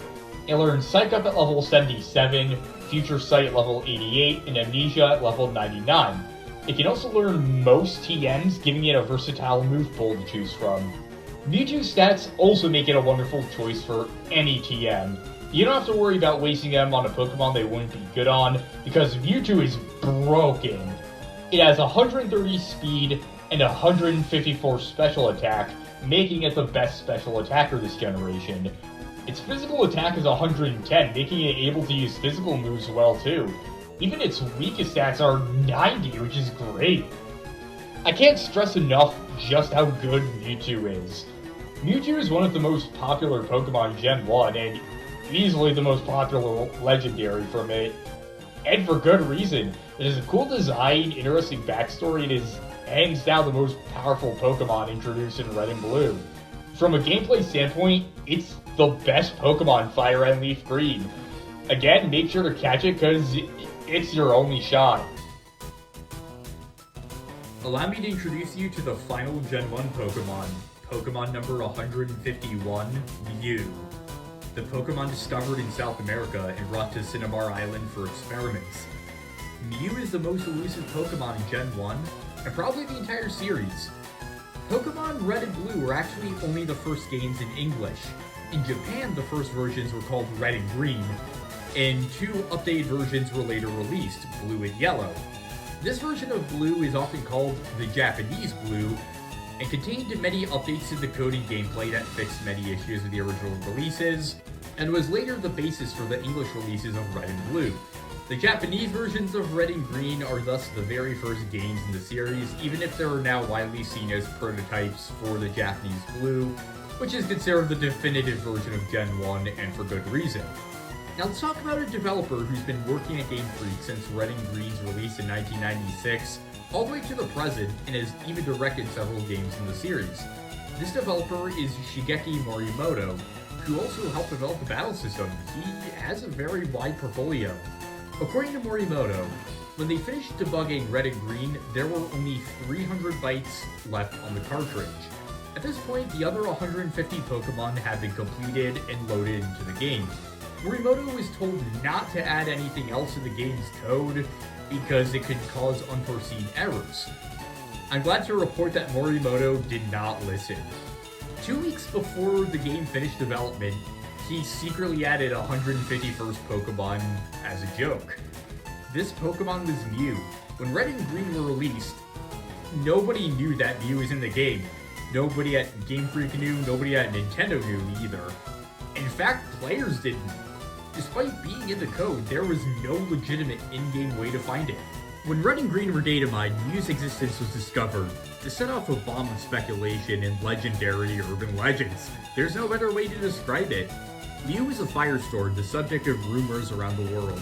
The late 90s and early 2000s saw what was called Pokemania when the franchise first took the world by storm, and Mew only fueled the flames. Children around the world spread playground rumors about how Mew, through some of the most obscure, oddly specific methods you could think of, could be found within the game. Of course, the most famous of this was moving the truck in the SS Anne's Harbor. But there was no official word on Mew or how to obtain it. Until April 1996, when in that month's edition of CoroCoro magazine in Japan, Mew was officially announced and acknowledged by Game Freak for the first time, followed by a contest called the Legendary Pokemon Offer, where upon entering, 20 randomly selected winners could mail in their cartridge to Game Freak, who would then install Mew directly into their game. Other events like this were held in Japan and other countries as well, but these events were quite rare, happening only in certain regions every few years. And even if an event happened near you, it was difficult to obtain because there was pretty much always a contest involved.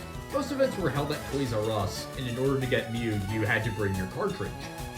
There was only one Mew event ever held in the United States for 3 hours on one day. You had to be at Toys R Us from 12 to 3 p.m. on September 30th, 2006. If you didn't get your Mew by 3 p.m., even if you were still in line, tough luck, you were screwed out of it. Another was released at Toys R Us stores in Europe throughout August 2007, which is thankfully a much more merciful time frame. Only a handful of other Mew events were ever held, and there was just too many to go over in detail. Bulbapedia has lists compiling every distribution event in the franchise's history from Gen 1 to Gen 9, the current generation. If you want to learn more about any of these events, I highly recommend checking out their lists. But my ultimate point is Mew is never legitimately available via in-game methods in Red, Green, Blue, Yellow, FireRed, or LeafGreen. It was added as a prank by Morimoto at the last second and turned into one of the most famous urban legends in gaming history.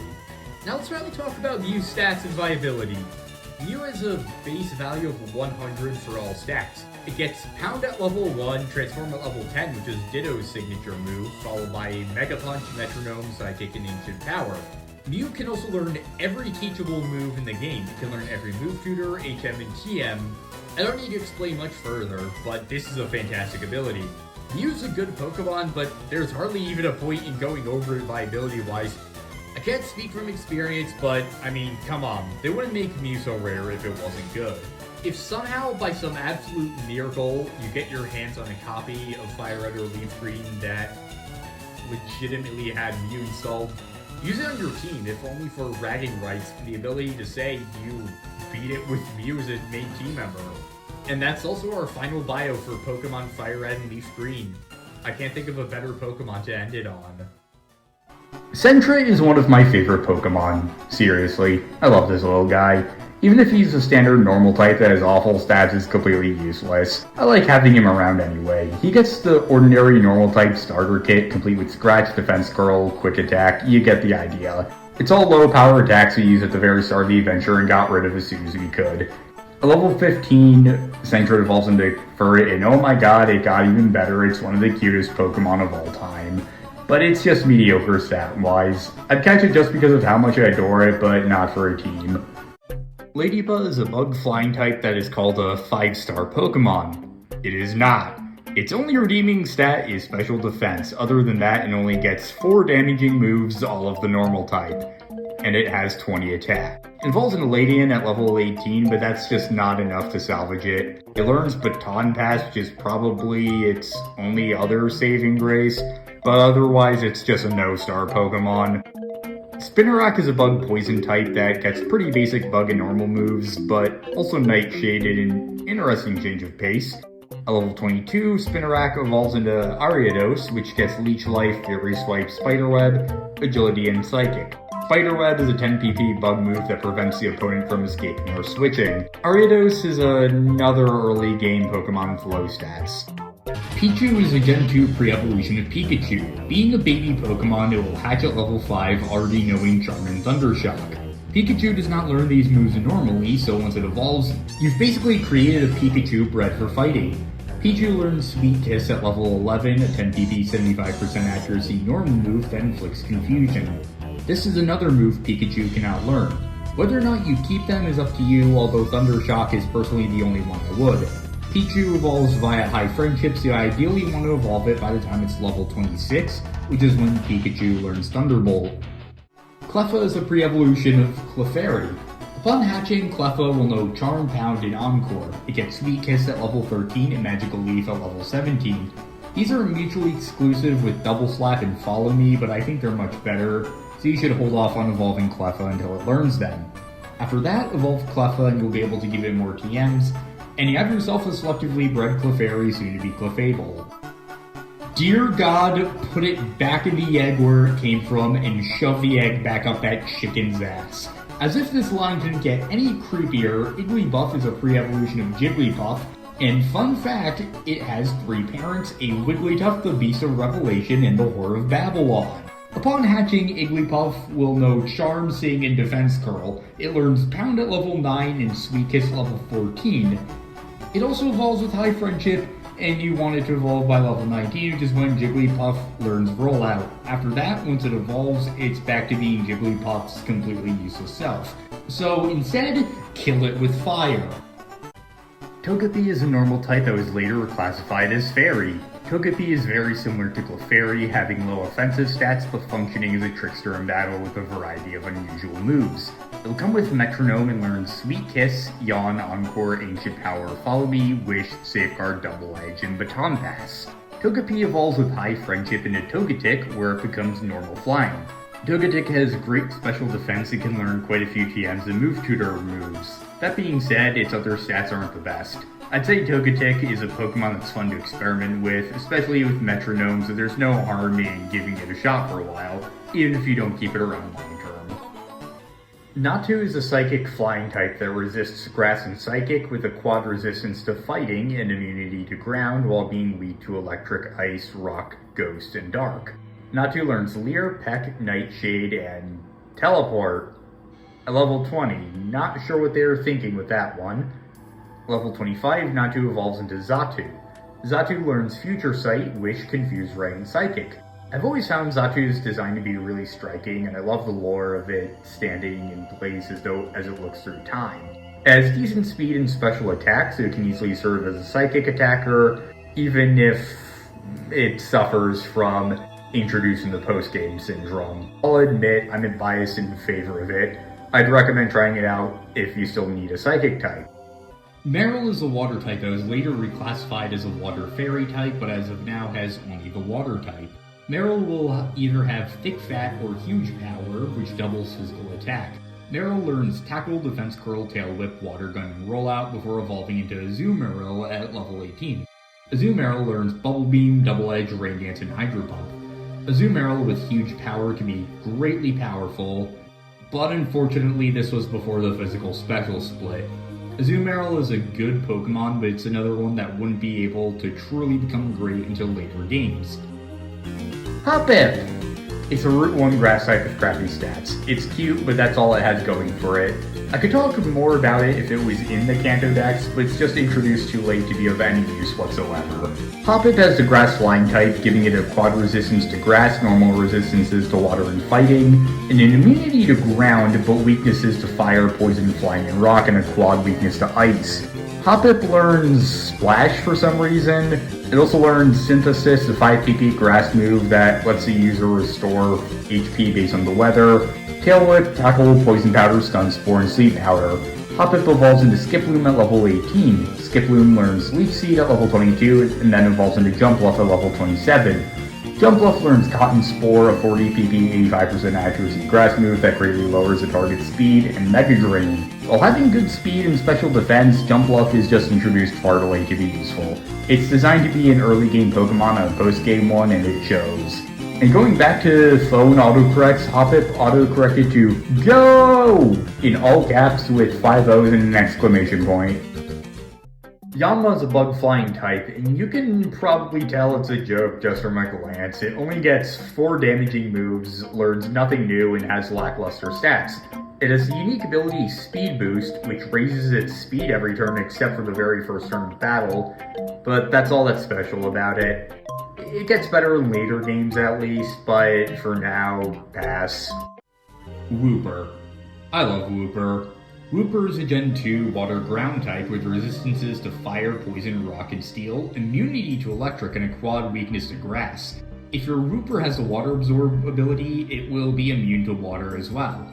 Wooper knows Tail Whip, Water Gun, Slam, and Mudshot. Level 20 evolves into Quagsire. Quagsire learns Amnesia, Yawn, Earthquake, Rain Dance, Haze, and Mist. Quagsire has good HP, but lower than average stats otherwise and is really slow. It learns good moves, but as much as I love it, it's not very useful in battle this late in the game.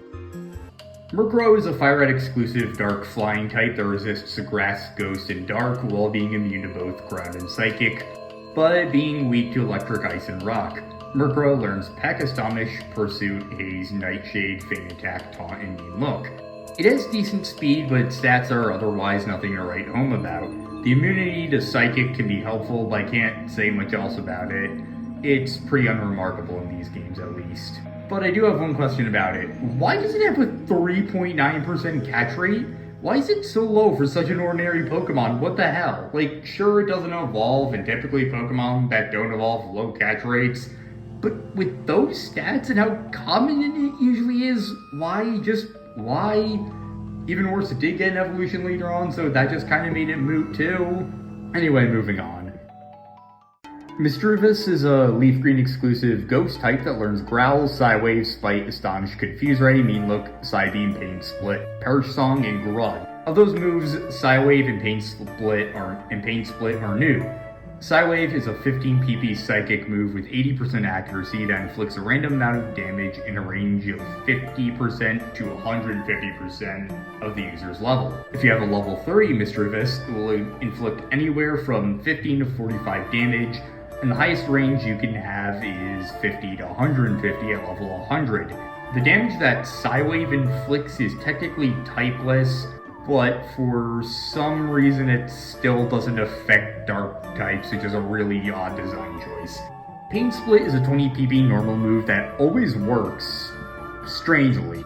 It adds the user and the enemy's HP together, takes the average between them, and then sets both of their HP to that average. It has 60 HP in physical stats and 85 speed in special stats, making it lackluster.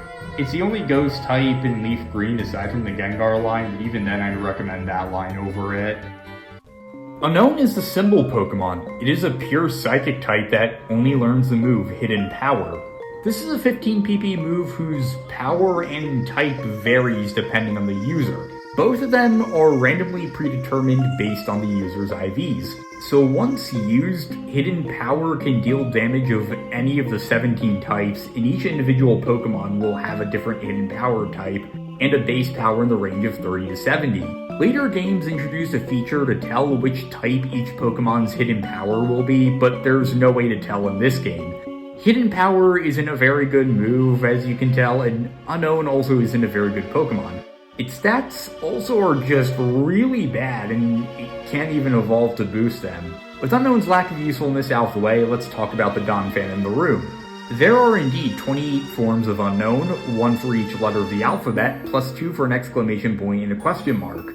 Unknown's form is determined by its personality value, a hidden part of code that determines the Pokemon's type, nature, size, etc. There's no prize for catching all 28 forms, but it's a fun challenge if you want to try it. It's a shame how impractical it is, because the Unknown have always been one of the most fascinating mysteries in the Pokemon series to me. There are very eerie and striking Pokemon, hearing in Pokedex entries that they have strange powers when 2 or more are present, and how they continue to be an enigma in both the Pokemon world and our world, only make them more mysterious. There's also non-game media where Unknown have the ability to shape reality based on people's desires, and also in later games would have connections to certain legendary and mythical Pokemon that were not introduced as a FireRed and Leaf Green. These connections imply they have a far greater significance in the world of Pokemon than was initially assumed. Either way, they're one of the most memorable and cryptic Pokemon ever released, and I still really enjoy their presence whenever they show up, and exploring the mysteries they bring in the areas they can be found in. I still hope that someday they'll get some kind of power boost so, well, they can eventually be useful, but that's going to be a long shot for now. Wobbuffet is a Psychic type with a new ability Shadow Tag that prevents an opponent from escaping. Wobbuffet doesn't actually learn any moves. It automatically gets Counter, Destiny Bond, and Mirror Coat, and Safeguard at level 1. If for some reason yours doesn't have it, you'll have to go to the move relearner to get them. For HMs and TMs, nothing. It learns no HM or TM moves. Wobbuffet, if you can't tell already, is a gimmick Pokemon. It's basically a punching bag that can only strike back with the force it's hit with. It has fantastic HP befitting this role, but its other stats are incredibly low. But this actually does play into its role since it can take more damage and thus deal more counterattack damage with lower defense. It's fun to play around with, not likely to stick around. Wobbuffet also has a pre-evolution introduced in Generation 3. Dunsparce is a Gen 2 normal type that learns Rage, Defense Curl, Yawn, Glare, Rollout, Spite, Pursuit, Screech, Takedown, Flail, and finally Endeavor at level 51. A 5 PP normal move that reduces the enemy's HP to the user's current amount. Dunsparce has good HP, but subpar physical and special stats and low speed. There's not much else to say about it other than it's really unremarkable. That being said, Dunsparce is not without its fans. Considering it already has good HP, many fans realized it could benefit a lot from an evolution. For years, people petitioned for it to get an evolution so it could become a lot better. And their prayers were answered in Scarlet and Violet, where Dunsparce can evolve into, I kid you not, the Dunsparce. The fact that people wanted an evolution for 20 years, and after so much time it ended up being called the Dunsparce will never not be funny to me. Quillfish is a FireRed exclusive water poison type that gets Poison Sting, Spikes, Tackle, Harden, Minimize, Water Gun, Revenge, Takedown, Hydro Pump, and Destiny Bond. It gets the new move Pin Missile at level 21. This is a 20 PP bug move with increasing power, decreasing accuracy. Yeah, here's the table. Quillfish is the return of the mediocre water types. It has a lot of resistances at least. It got better utility in later generations, but it's more or less dead weight for now. Heracross is a bug fighting type, and holy crap, finally a newly introduced Pokemon available only in the post-game that I can actually recommend. And is a bug type of all types. Heracross resists grass fighting, ground, bug, and dark, while being weak to fire and psychic, and having a quad weakness to flying. Heracross learns Leer, Tackle, Horn Attack, Enduro, Fury Attack, Brick Break, Counter, Takedown, Reversal, and Mega Horn. It can also learn Focus Punch as a TM.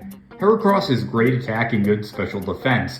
Its only real downside is that it's on the slower side, so having a speed boosting nature will benefit it greatly. It has good stats and gets stat moves that complement its stats, so who can ask for anything more? Heracross is great. Sneasel is a LeafGreen exclusive dark ice type that resists ice, ghost, and dark, and has an immunity to psychic, but is weak to fire, bug, rock, and steel, and has a quad weakness to fighting. Sneasel learns Leer, Scratch, Taunt, Quick Attack, Screech, Feint Attack, Fury Swipes, Agility, Icy Wind, Slash, Beat Up, and Metal Claw. Among those, Beat Up is the only move we haven't seen. It's a complicated move. It's a 10 PP dark move with 100% accuracy, where basically your entire team rushes the enemy at once. You will strike the enemy 1 to 6 times, the exact amount being the amount of Pokemon on your team that have not fainted, nor have a status condition. Each strike has 10 base power and deals typeless damage, but the exact damage each strike lands is calculated based on the attack stat of each participating Pokemon. Because of that, the amount of damage you land will vary highly from use to use depending on party composition.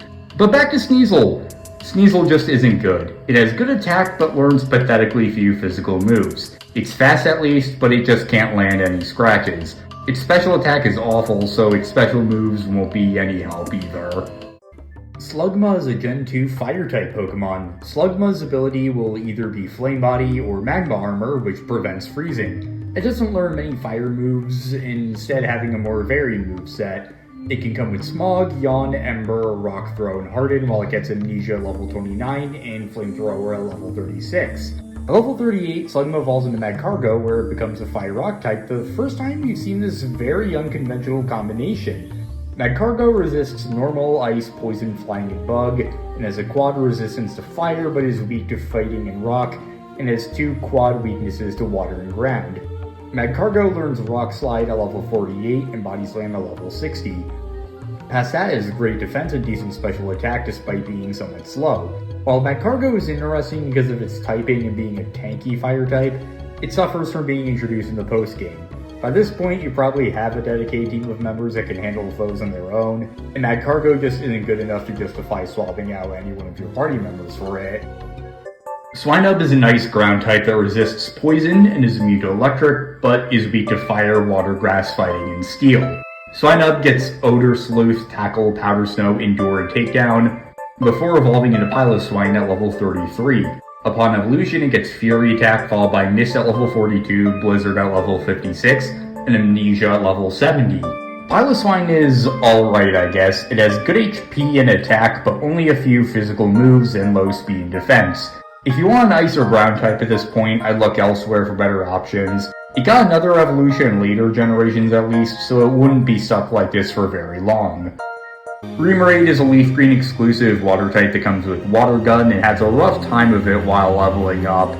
It gets Lock On at level 11 and doesn't get anything else until level 22, when all of a sudden it gets Aurora Beam, Bubble Beam, and Psybeam all at once.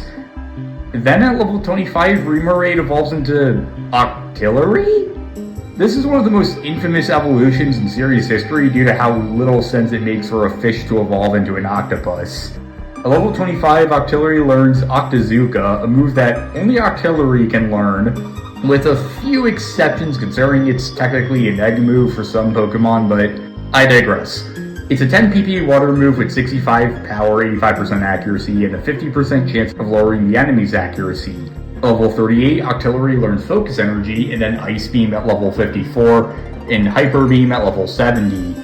Octillery bothers me a lot, not just because of how weird its evolution is. It has the makings of good Pokemon, but lacks in execution. It has good offensive stats, it can learn ice moves, but it just has really weak defense and is terribly slow. It also has a useful ability with Suction Cups, which prevents it from being forced to switch out or flee.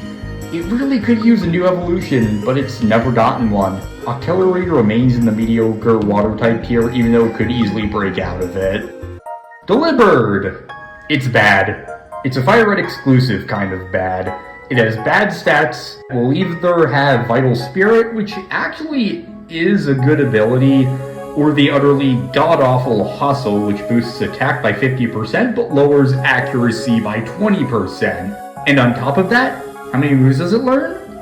1. This move is Present. Present can deal damage with Delibird's pitiful attack, but there's a 20% chance of it healing the enemy. There's a 10% chance of dealing 120 base power at least, I repeat, with Delibird's pitiful attack, and a 20% chance of healing the enemy, and it's the only move it learns. Cecil may not be great in these games, but LeafGreen players lucked out here. They got the way better end of the deal.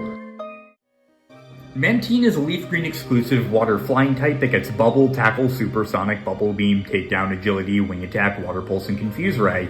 It learns all water type HMs and can be taught ice type TMs too. It also has better special defense than any Gen 1 Pokemon, which I didn't even realize until writing this bio and was very surprised by.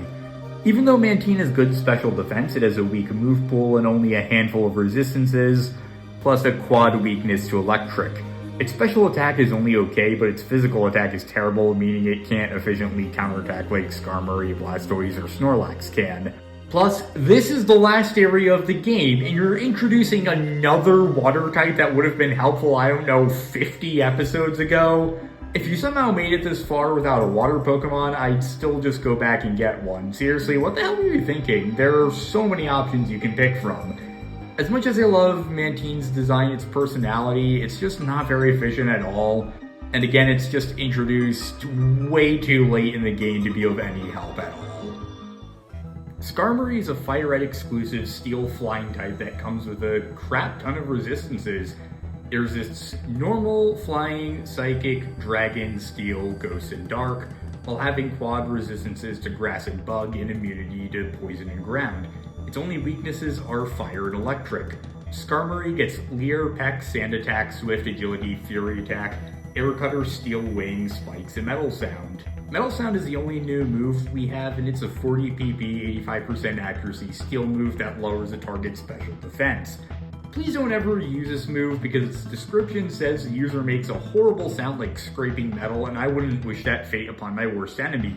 Skarmory is one of the best tanks in FireRed, boasting a fantastic defense stat and with a great defensive typing. Even though you get it really late, it still will make a wonderful addition to your team if you need a bulky team member. Skarmory will tear your enemies apart. Phanpy is a ground type that gets Growl, Odor Sleuth, Tackle, Defense, Curl, and Flail. If you delay its evolution, it can also get Takedown, Endure, and Double Edge. But why do that when you can evolve at level 25 into Donphan?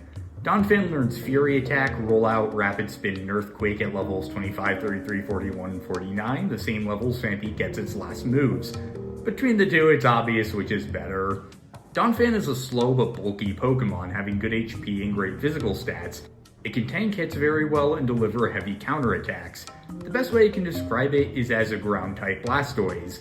It's a very good Pokemon and one of the few post-game exclusives that actually can help quite a bit in your team if you want a ground type. Donphan gets my official stamp of approval. Tyrogue is a Gen 2 pre-evolution of Hitmonchan and Hitmonlee, confirming the popular fan theory that the two are related. Tyrogue has 35 for every base stat value and has an interesting method of evolution. It has 3 different evolutionary branches depending on how you train it. It evolves at level 20 into one of 3 Pokemon. If its attack is higher than its defense, it becomes Hitmonlee, while if its attack is lower than its defense, it becomes Hitmonchan. If the two are equal, well, we'll get to that. To be blunt, I don't like how Tyrogue is handled in relation to Hitmonlee. The only move it knows upon hatching is Tackle. Considering it evolves at level 20, it completely misses out on Revenge, Meditate, Roll, and taking Jump Kick. You don't lose as much if it evolves into Hitmonchan, but it still sucks that you might have to use the move Relearner early on while training it if it becomes Hitmonlee. Now let's move on to the third branch. Hitmontop is the third member of the Hitmon family, introduced in Generation 2. Tyrogue will evolve into Hitmontop if its attack and defense are equal. Upon evolution at level 20, it gets Triple Kick, a 10 PP fighting move that hits 3 times. The first hit has 10 power and 90% accuracy, while the second hit has 20 power and 81% accuracy, and the final has 30 power and 73% accuracy for a total of 60 power. However, it ends as soon as one kick misses, you might end up only using 10 power. It also gets Rapid Spin, Counter Agility, Detect, and Endeavor. Hitmontop has the worst physical attack but the best physical defense of the 3 Tyrogue evolutions. It's also the slowest of the 3. To be blunt, I'm not the biggest fan. It doesn't specialize in anything, and even Hitmonchan at least is somewhat bulky and can inflict statuses. To repeat what I said for Hitmonchan, it's completely outclassed by Hitmonlee. The only reason to get it is just to get another slot on the Pokédex filled, because Hitmontop is one of the most obscure Pokemon to get in FireRed and LeafGreen. Smoochum is a pre-evolution of Jinx. When it hatches, Smoochum knows Lick and Pound. It gets Sweet Kiss at level 9, Powder Snow at level 13, Confusion at level 21, and Sing at level 25. Of those moves, Powder Snow is the only one Jinx learns on its own. Smoochum will evolve at level 30, and I don't have anything else to comment on since it's fixed and not a matter of finding a good level to evolve it. If you want Jinx, you can either make the trade or hatch Smoochum. It's up to you. Elekid is a pre-evolution of Electabuzz. Elekid will hatch knowing Leer and Quick Attack, and doesn't learn anything Electabuzz doesn't. It evolves into Electabuzz at level 30, and that's actually it. I can't say anything else about it I didn't already say about Electabuzz, other than if you want to breed one, it'll be an Elekid before it evolves, and that's it. Magby is a pre-evolution of Magmar that knows Ember upon hatching. Magby also doesn't learn anything Magmar doesn't, and is in the same case as Elekid. It evolves into Magmar at level 30, and that's it. I can't say anything else I haven't said about Magmar, other than, well, if you want to breed one, it'll be a Magby for a while. Raikou is a legendary Pokemon that was introduced in Pokemon Gold and Silver, and played an important role in the story and lore of those games. It's the first of a set of 3 called the Legendary Beasts, or the 3 Sacred Beasts in Japanese. Personally, I prefer the Japanese version. Raikou will only appear if you choose Squirtle as your starter and will appear at level 50. Raikou is the electric type and its base move pool consists of Bite, Leer, Thunder Shock Roar, Quick Attack, and Spark, while it gets Reflect, Crunch, Thunder, and Calm Mind.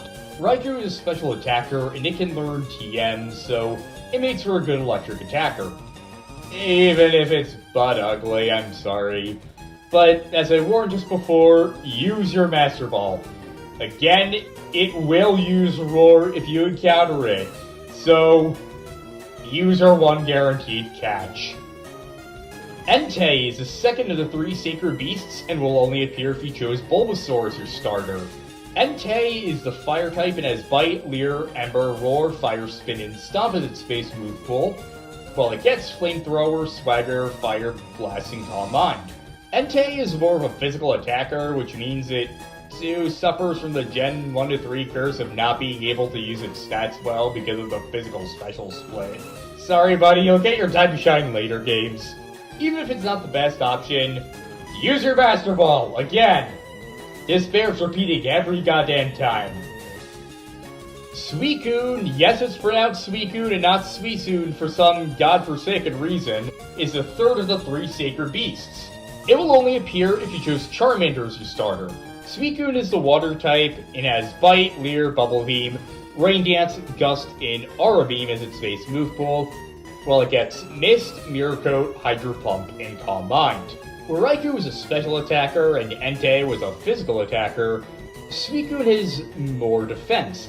It's a good water tank, a la Blastoise, and being able to learn Ice-type moves boosts it up several notches.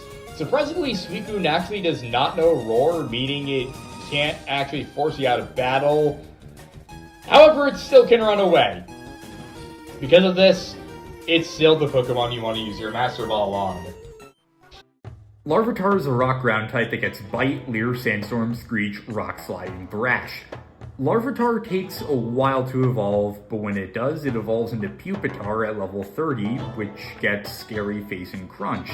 Pupitar also takes a very long time to evolve, but man is the wait worth it. At level 55, Pupitar evolves into Tyranitar, which gets Earthquake at level 61 and Hyper Beam at level 75.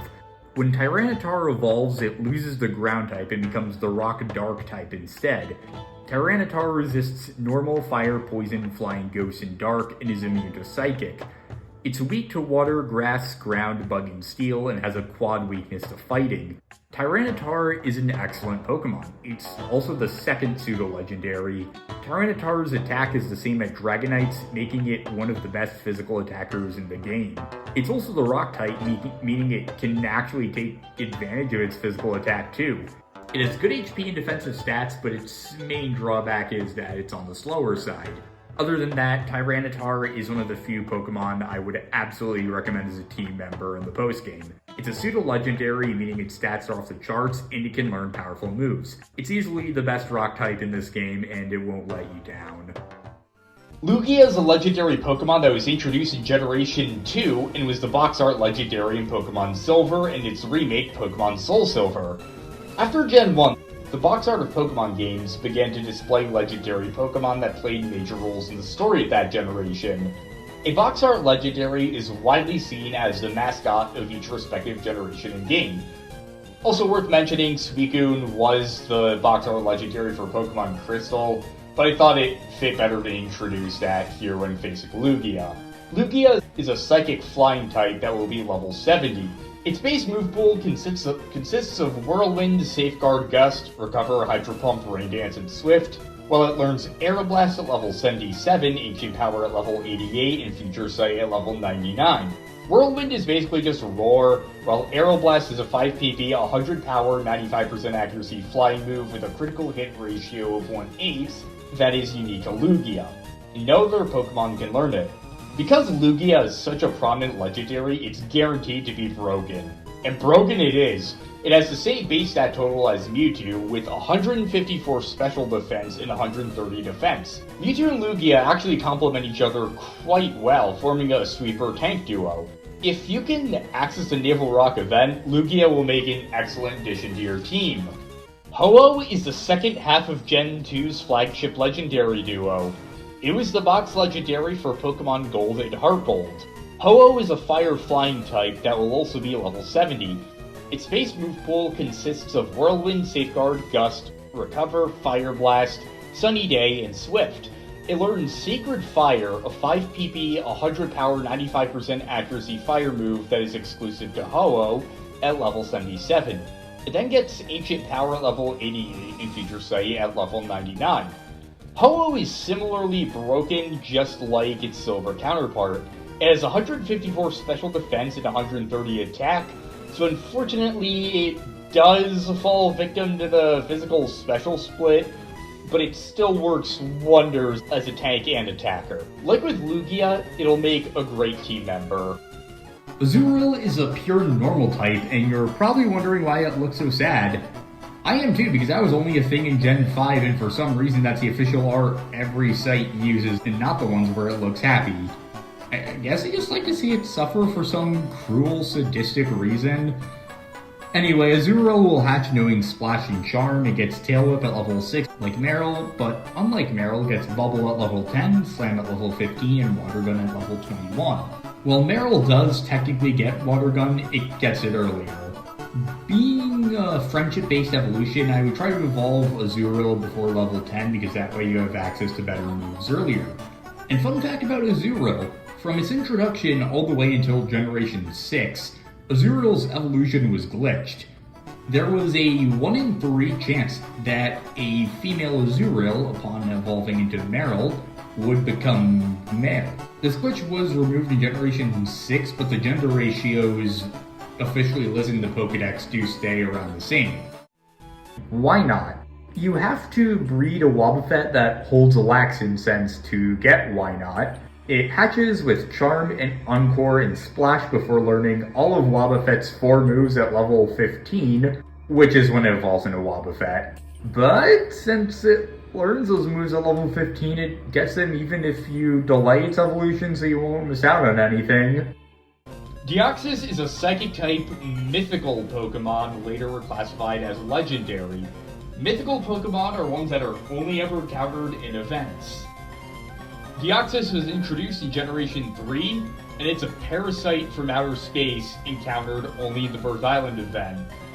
During this boss fight, it will be level 30 while having 50 HP in defensive stats and 150 speed and offensive stats for a total of 600. Deoxys is wildly different from other Pokemon we've seen because it has multiple forms. That's forms within E for some reason in the case of legendary and mythical Pokemon. I've never really understood it. The form of Deoxys you get depends on which version you are playing. You cannot use a standard form, referred to as normal form, used in battle. Only one of 3, depending on if you're accessing this event from FireRed, LeafGreen, or Emerald.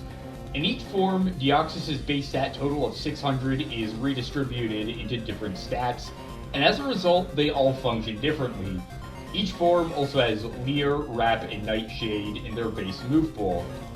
In FireRed, you will get Deoxys' attack form.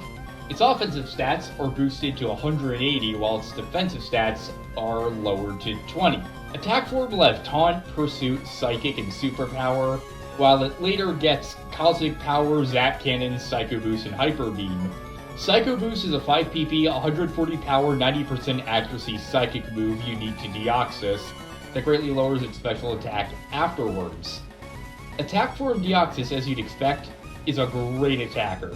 If you have access to this event, it can be quite possibly the best psychic attacker you can find. In LeafGreen, you'll get Deoxys' defense form. In this form, its defensive stats are boosted to 160, while its offensive stats are lowered to 70, and its speed to 90. Defense form will have Knockoff, Spike, Psychic, and Snatch, while it later gets Amnesia, Iron Defense, Recover, Psycho Boost, Counter, and Mirror Code. If you can get access to the event, defense form is a great tank. Although I am irrationally angry that its offensive stats are at 20, its defensive stats are at 180, like attack form, although I get it since that might make it too overpowered. In Emerald, you'll get Deoxys' speed form, and how fitting that one of the last bios for FireRed and LeafGreen isn't actually even in FireRed and LeafGreen. Speed form has 180 speed, making it the second fastest Pokemon ever released. In fact, its record was only broken in Gen 8. For its other stats, it still has 50 HP, 95 in offensive stats, and 90 in defensive stats. Speed form will have Knockoff, Pursuit, Psychic, and Swift, while it has Double Team in its base move pool, and it later gets Agility, Recover, Psycho Boost, and Extreme Speed. It can also learn TMs like Thunderbolt and Shadow Ball. I would highly recommend teaching Speed Form compatible TM since it's practically guaranteed to strike first with how fast it is. And being able to inflict statuses and or deal heavy damage on the first turn is a fantastic strategy in Pokemon in general. Speed Form, like Deoxys's other forms, is great. No matter which version you're in, you can't go wrong with Deoxys. Also, notice something about the letters that its forms spell out. Defense, Neutral, N, Attack, A, Speed, S. D-N-A-S. It spells Sam backwards. And it's also named for deoxyribonucleic acid, which is the base form of DNA too, and it's called the genetic Pokemon. So that's actually what it's based on.